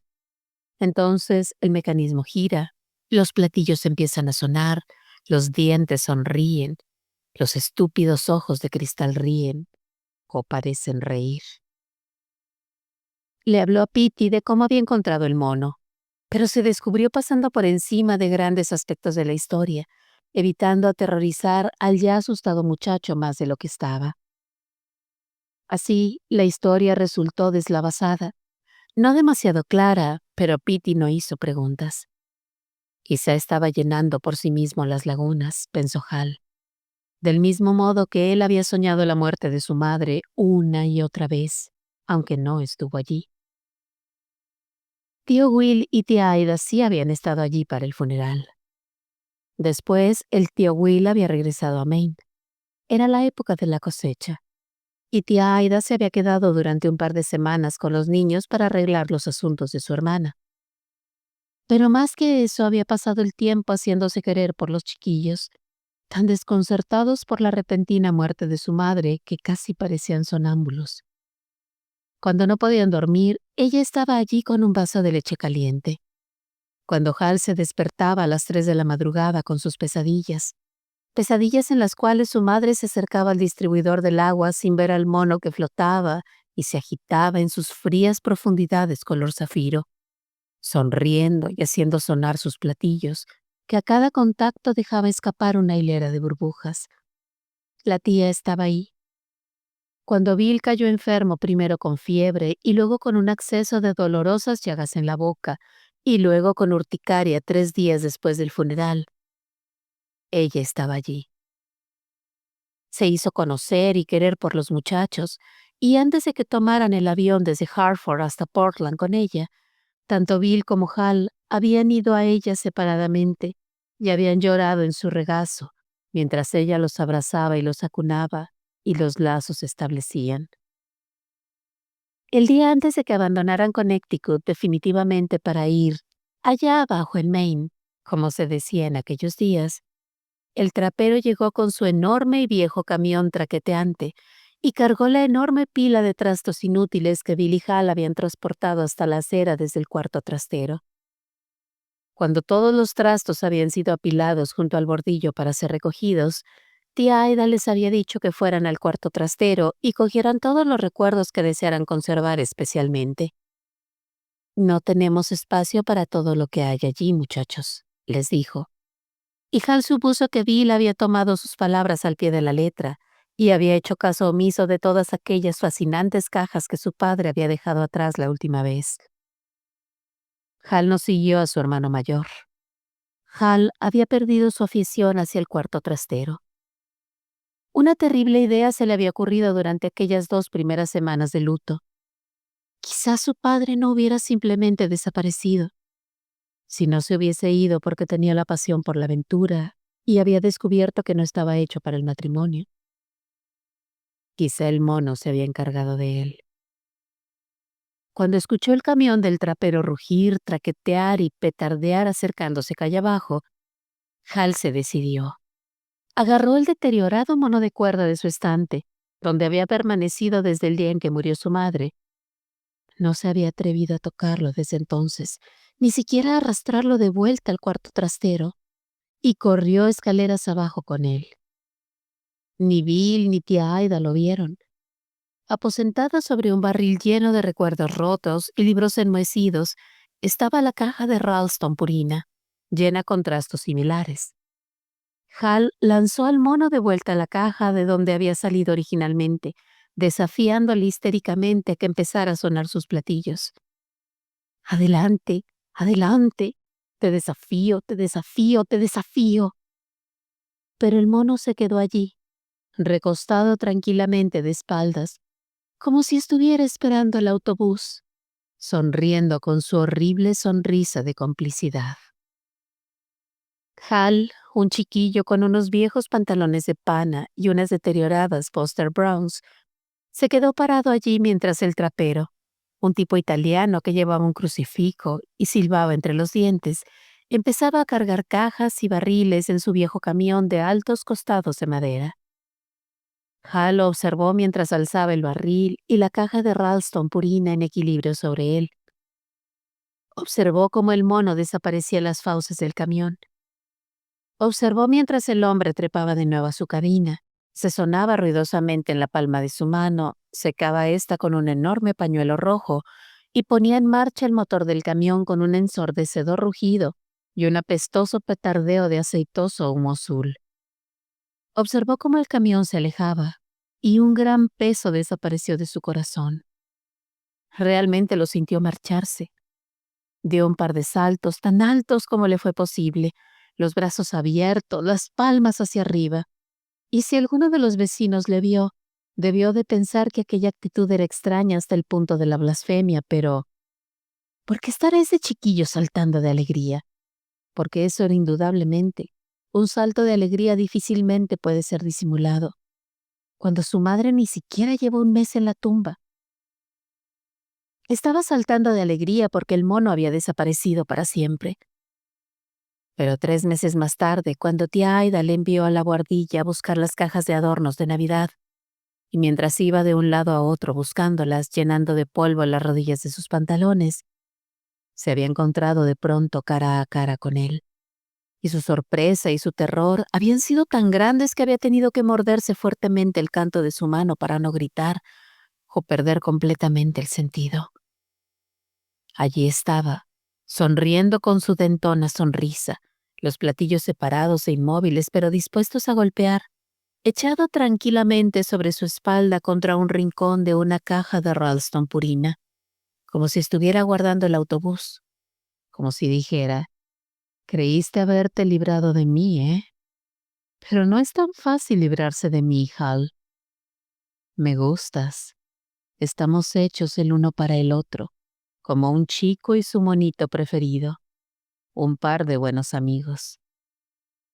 Y en algún lugar al sur hay un estúpido viejo trapero italiano tendido en su bañera, con los ojos desorbitados y la dentadura postiza medio salida de su boca, su gritante boca. Un trapero que huele como una vieja batería quemada. Me había apartado para su nieto Hal y me puso en el estante con su jabón y su navaja y su crema de afeitar y la radio que estaba escuchando mientras se bañaba. Y yo empecé a tocar los platillos, y uno de mis platillos golpeó esa vieja radio y cayó dentro de la bañera. Y entonces vine de nuevo a ti, Hal. Hice todo el camino por carreteras comarcales, de noche, y la luz de la luna se reflejaba en mis dientes a las 3 de la madrugada, y dejé muerte en mi despertar, Hal. Vine hasta ti. Soy tu regalo de Navidad, Hal. Dame cuerda. ¿Quién está muerto? ¿Es Bill? ¿Es el tío Will? ¿Eres tú, Hal? ¿Eres tú? Hal había retrocedido, su boca locamente crispada, los ojos desorbitados, y estuvo a punto de caer escaleras abajo. Le dijo a tía Aida que no había podido encontrar los adornos de Navidad. Era la primera mentira que le decía, y ella vio la mentira en su rostro, pero no le preguntó por qué se la decía, gracias a Dios. Y más tarde, cuando Bill le pidió que los buscara él, y Bill regresó con los adornos de Navidad. Más tarde, cuando estuvieron solos, Bill le susurró que era un tonto incapaz de encontrar su propio culo con las 2 manos y una linterna. Hal no dijo nada. Hal estaba pálido y silencioso, tomando ausentemente su cena. Y aquella noche soñó de nuevo con el mono, uno de sus platillos golpeando la vieja radio mientras desgranaba las notas de una canción de Dean Martin. Y la radio caía dentro de la bañera mientras el mono sonreía y golpeaba sus platillos con un yang y un yang y un yang. Solo que no era el trapero italiano quien estaba en la bañera cuando el agua se volvía eléctrica. Era Hal. Hal y su hijo bajaron al embarcadero que había detrás de la vieja casa y se dirigieron hacia la caseta de botes que se proyectaba sobre el agua encaramada a sus viejos pilotes. Hal llevaba la bolsa de viaje en su mano derecha. Su garganta estaba seca, sus oídos eran anormalmente sensibles a todos los sonidos agudos. La bolsa parecía terriblemente pesada. ¿Qué hay allá abajo, papá?, preguntó Petey. Hal no respondió. Depositó en el suelo la bolsa de viaje. No toques eso, dijo, y Petey retrocedió unos pasos. Hal rebuscó en sus bolsillos el manojo de llaves que Bill le había dado y encontró una claramente etiquetada C. Botes, con una tira de cinta adhesiva. El día era claro y frío, ventoso, el cielo de un azul brillante. Las hojas de los árboles que llenaban la orilla del lago habían cambiado sus deslumbrantes tonalidades del rojo sangre al burlón amarillo. Susurraban y hablaban en el viento. Las hojas revoloteaban en torno a los zapatos de lona de Petey mientras éste permanecía ansiosamente de pie junto a él. Y Hal podía oler el noviembre en el viento, con el invierno empujando detrás. La llave giró en el candado, y Hal empujó las puertas batientes abriéndolas por completo. La memoria era buena. Ni siquiera tuvo que mirar para colocar con el pie el bloque de madera que mantenía abierta la puerta. El aroma allí dentro era todo verano, lonas y madera barnizada, un persistente aroma a humedad. El bote de remos del tío Will estaba aún allí, los remos cuidadosamente preparados, como si hubiera sido cargado con el equipo de pesca y las 2 cajas de 6 latas de cerveza helada la tarde anterior. Bill y Hal habían ido a pescar con el tío Will muchas veces, pero nunca juntos. El tío Will sostenía que el bote era demasiado pequeño para 3. El asiento rojo que el tío Will repintaba cada primavera estaba ahora con la pintura rayada y desgastada, y las arañas habían tejido sus telas en la proa del bote. Hal soltó las sujeciones y tiró del bote rampa hacia abajo, hacia la pequeña imitación de playa. Las excursiones de pesca habían sido uno de los mejores momentos de su infancia con el tío Will y la tía Aida. Tenía la sensación de que para Bill había significado lo mismo. El tío Will era normalmente el más taciturno de los hombres, pero una vez tenía el bote en la posición que él quería, unos 60 o 70 metros lejos de la orilla, los sedales echados y los flotadores meciéndose en el agua. Habría una cerveza para él y otra para Hal, que raramente bebía más de la mitad de la única que el tío Will le permitía, siempre con la advertencia ritual de que tía Aida nunca debía enterarse porque me pegaría un tiro si supiera que les doy cerveza a ustedes, chicos, ¿saben? Y se convertía en el más expansivo de los hombres. Contaba historias, respondía preguntas, volvía a cebar el anzuelo de Hal si era necesario, y el bote podía ir derivando allá donde el viento y la débil corriente lo quisieran llevar. ¿Por qué nunca vas directamente al centro del lago, tío Will?, había preguntado Hal en una ocasión. Mira por este lado de aquí, Hal, le había respondido el tío Will. Hal lo hizo. Vio agua azul y su sedal hundiéndose en la oscuridad. Estás mirando a la parte más profunda del Crystal Lake, dijo tío Will, aplastando una lata de cerveza vacía con una mano y seleccionando una fresca con la otra. Unos 30 metros, centímetro más, centímetro menos. El viejo Studebaker de Amos Culligan está ahí abajo en algún lugar. El maldito estúpido lo metió en el lago a principios de un diciembre, antes de que se formara del todo la capa de hielo. Tuvo suerte de salir con vida. Nunca lo podrán sacar, ni verlo hasta que suenen las trompetas del día del juicio final. Las cosas más grandes están precisamente ahí, Hal. No es necesario ir más lejos. Déjame ver cómo está tu gusano. Enrolla ese cabrón de sedal. Hal lo hizo, y mientras el tío Will colocaba en su anzuelo un gusano fresco de la vieja lata de Crisco que le servía de caja para los cebos, miró hacia el agua, fascinado, intentando ver el viejo Studebaker de Amos Culligan, todo oxidado y con algas surgiendo flotantes por la abierta ventanilla del lado del conductor, a través de la cual había escapado Amos en el último momento. Algas festoneando el volante como una corona mortuoria. Algas colgando del espejo retrovisor y agitándose hacia adelante y hacia atrás como una extraña rosaleda. Pero solo podía ver el agua azul oscureciéndose hacia el negro, y allí daba la silueta de la lombriz del tío Will, el anzuelo oculto en sus nudos colgando hacia arriba, en medio de muchas cosas, su propia versión de la realidad inundada de sol. Hal tuvo una breve y mareante visión de encontrarse suspendido sobre un inmenso abismo, y tuvo que cerrar los ojos por un momento, hasta que el vértigo pasó. Ese día, creía recordar, se había bebido toda la lata de cerveza. La parte más profunda del Crystal Lake. Unos 30 metros, centímetro más, centímetro menos. Hizo una momentánea pausa jadeando, y alzó la vista hacia Petey, que aún le observaba ansiosamente. ¿Quieres que te ayude, papá? Dentro de un momento, hijo.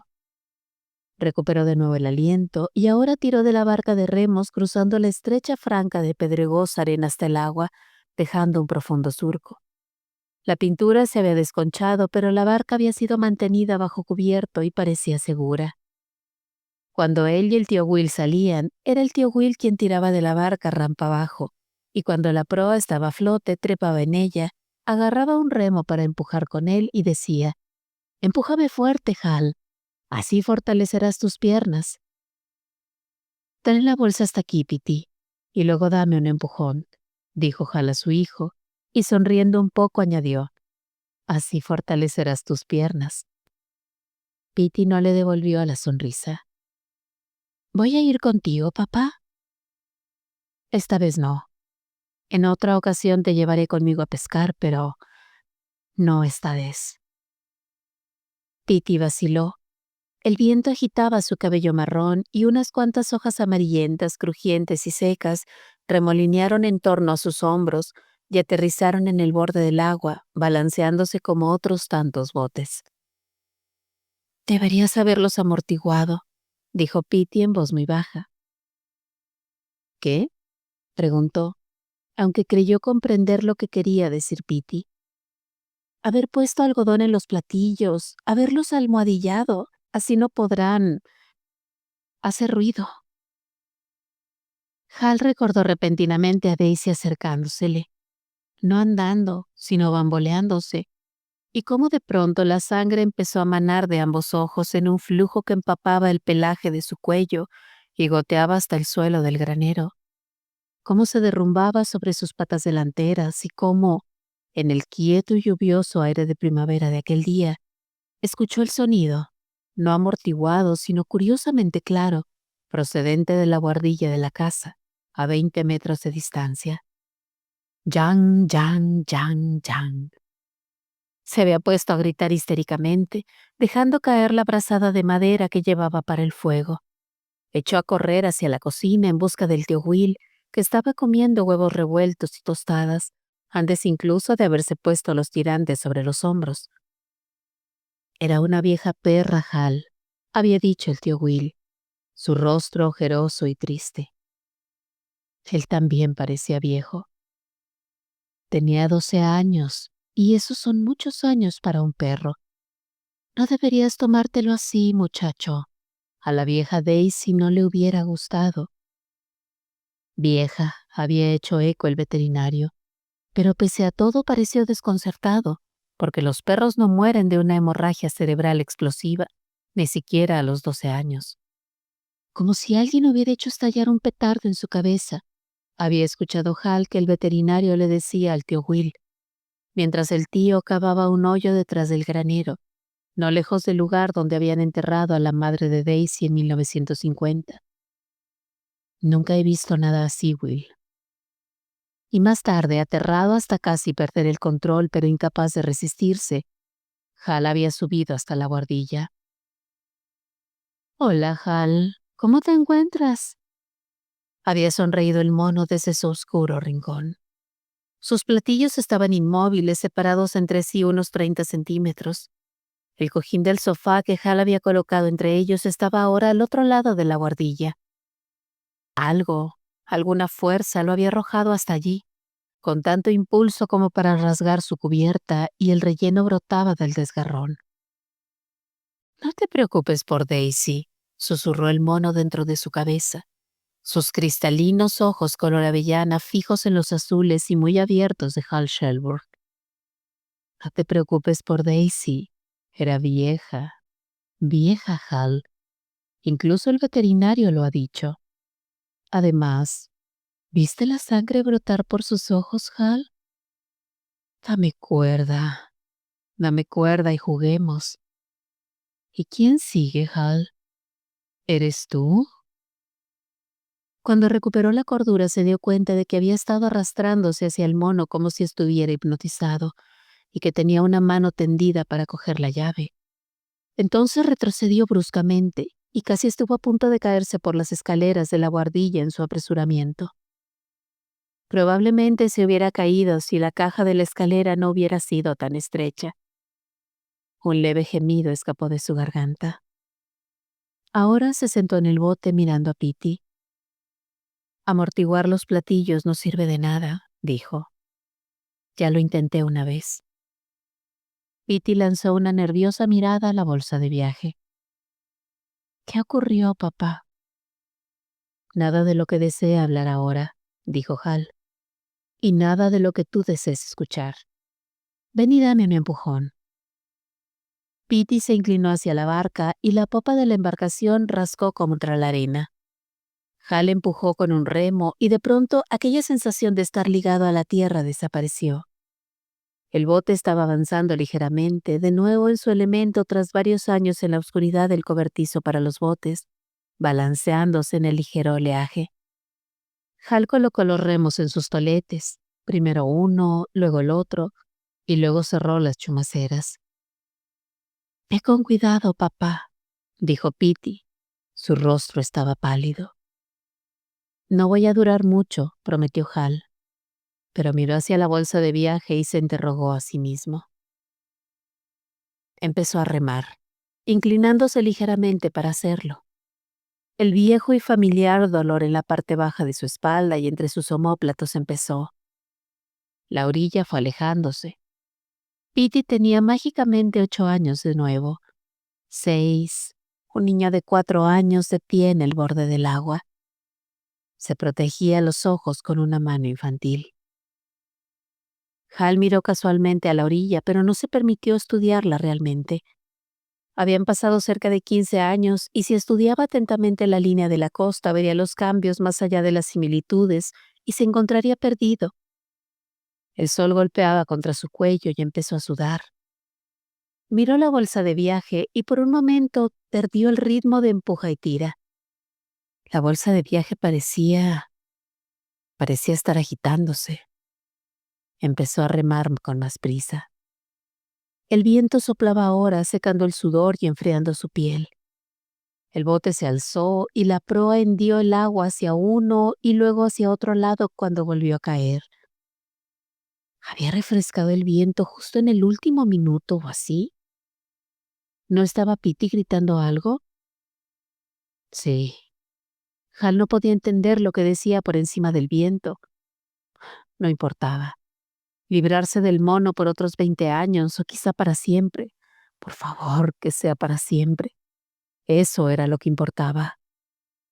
El bote se alzó y volvió a caer. Miró hacia la izquierda y vio pequeñas cabrillas. Miró hacia la orilla de nuevo y vio la punta del cazador y un edificio en ruinas que debía haber sido el cobertizo para botes de Burdon cuando él y Bill eran niños. Ya casi había llegado entonces. Casi estaba encima del lugar donde el Studebaker de Amos Culligan se había hundido entre el hielo un diciembre de hacía muchos años. Casi encima de la parte más profunda del lago. Petey estaba gritando algo. Gritando y señalando. Hal seguía sin poder escucharle. El bote de remo se alzaba y caía, lanzando nubecillas de espuma a ambos lados de su desconchada proa. Un pequeño arco iris brilló en uno de los lados y se deshizo en una miríada de puntos. La luz del sol y las sombras se perseguían cruzando el lago, y las olas no eran suaves ahora. Las cabrillas habían crecido.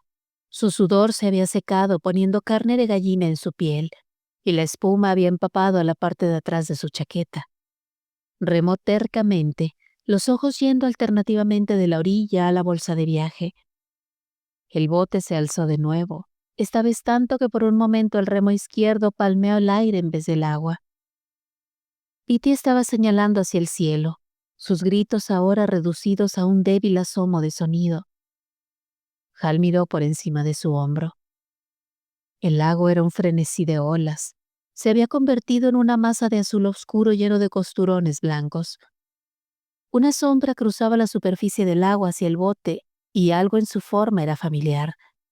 Tan terriblemente familiar que Hal alzó la vista. Y entonces el grito estuvo allí, debatiéndose en su congestionada garganta. El sol estaba detrás de la nube, convirtiéndola en una forma claramente identificable, con 2 crecientes dorados mantenidos aparte. Había 2 agujeros en un extremo de la nube, y el sol brotaba a través de ellos formado como 2 pozos de luz. Cuando la nube cruzó por encima del bote, los platillos del mono, apenas ahogados por la bolsa de viaje, empezaron a sonar. Yang, yang, yang, yang. Eres tú, Hal. Finalmente eres tú. Estás encima de la parte más profunda del lago ahora, y es tu turno, tu turno, tu turno. Todos los elementos necesarios de la línea de la costa habían encajado en su lugar. Los carcomidos huesos del Studebaker de Amos Culligan estaban en algún lugar allá abajo. Allí era donde estaban las cosas grandes. Aquel era el lugar. Hal metió los remos en un rápido movimiento. Se inclinó hacia adelante sin darse cuenta de los alocados baldazos del bote y aferró la bolsa de viaje. Los platillos seguían lanzando su loca música pagana. Los costados de la bolsa se hincharon como impelidos por una tenebrosa respiración. «Exactamente aquí, hijo de puta», gritó Hal.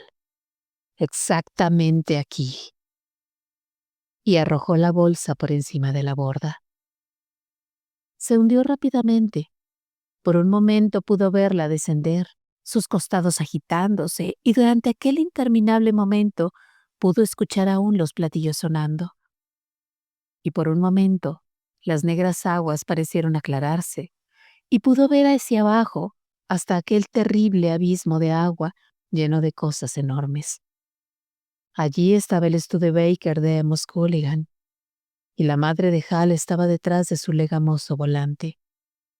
Un sonriente esqueleto, con una perca asomándose y escrutando fríamente desde la cavidad nasal de su calavera.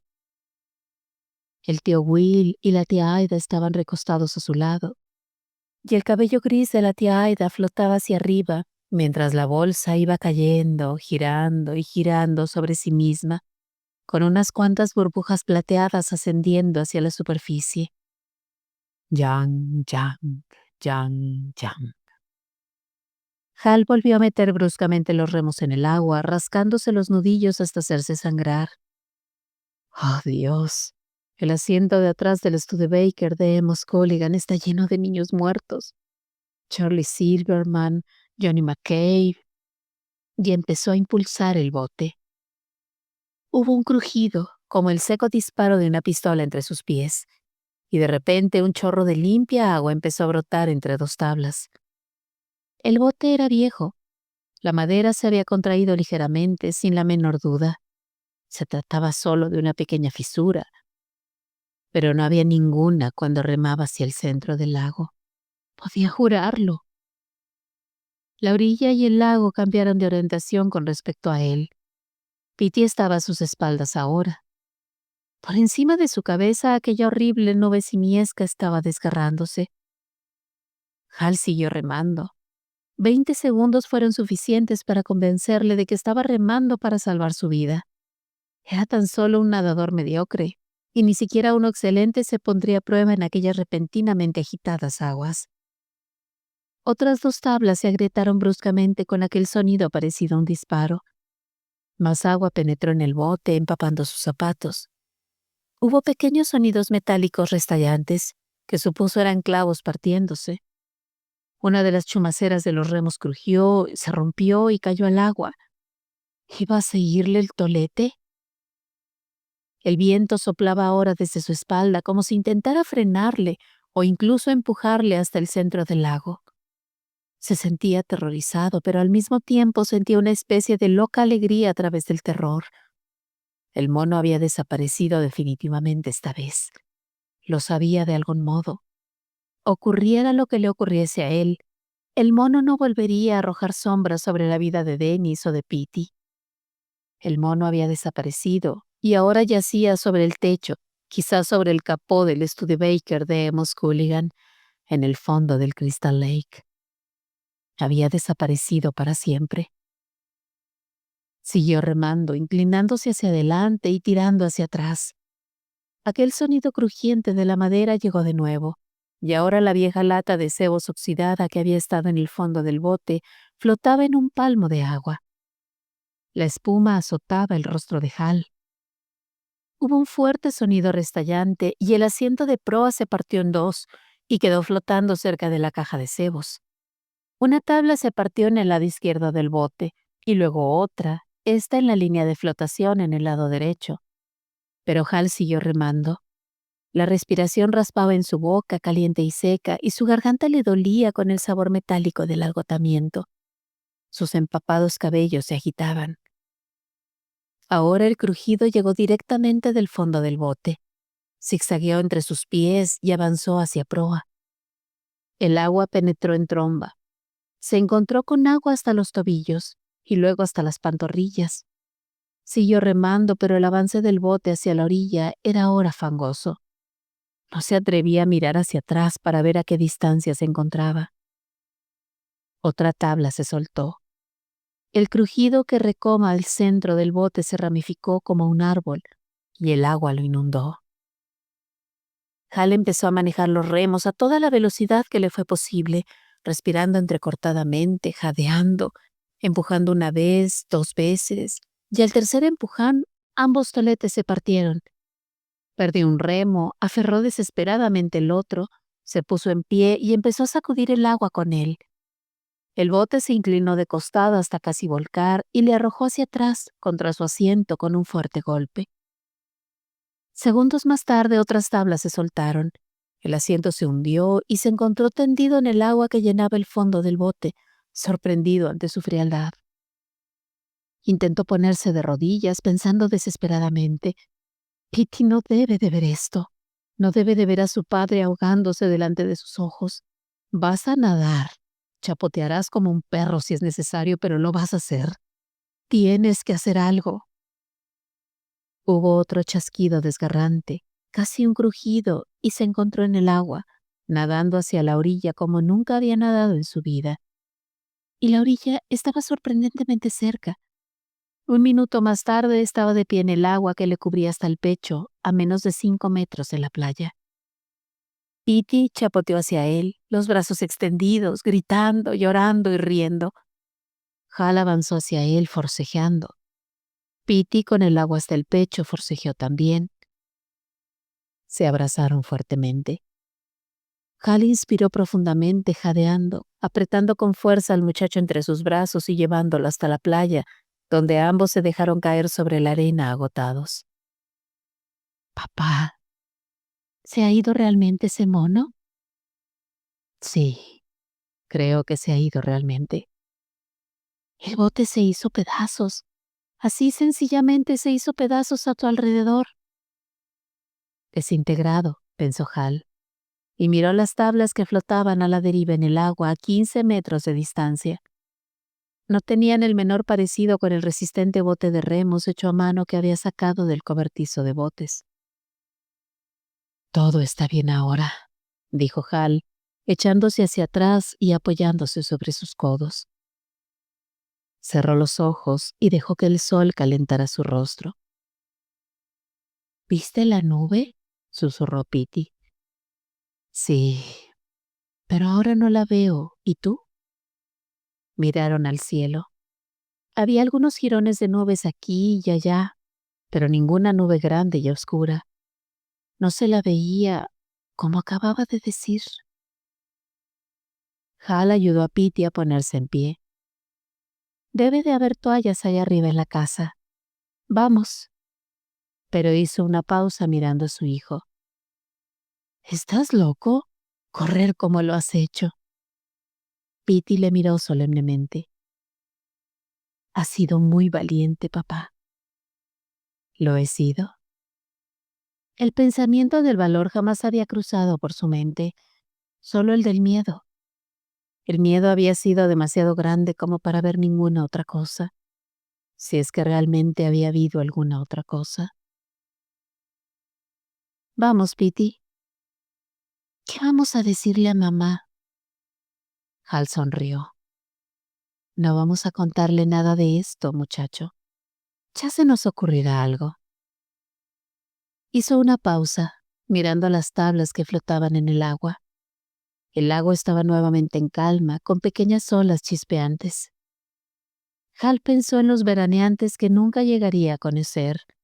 Quizá un hombre y su hijo pescando en busca de peces grandes. «He cogido algo, papi», grita el niño. «Sácalo y veamos qué es», dice el padre. Y surgiendo de las profundidades, con algas colgando de sus platillos, sonriendo con su terrible sonrisa de bienvenida, el mono. Hal se estremeció, pero aquellas eran tan solo cosas que podían ocurrir.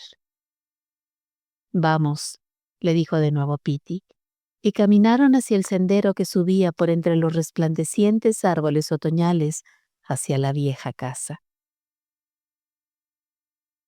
Del Bridgeton News, 24 de octubre de 1980. El misterio de los peces muertos, por Betsy Moriarty.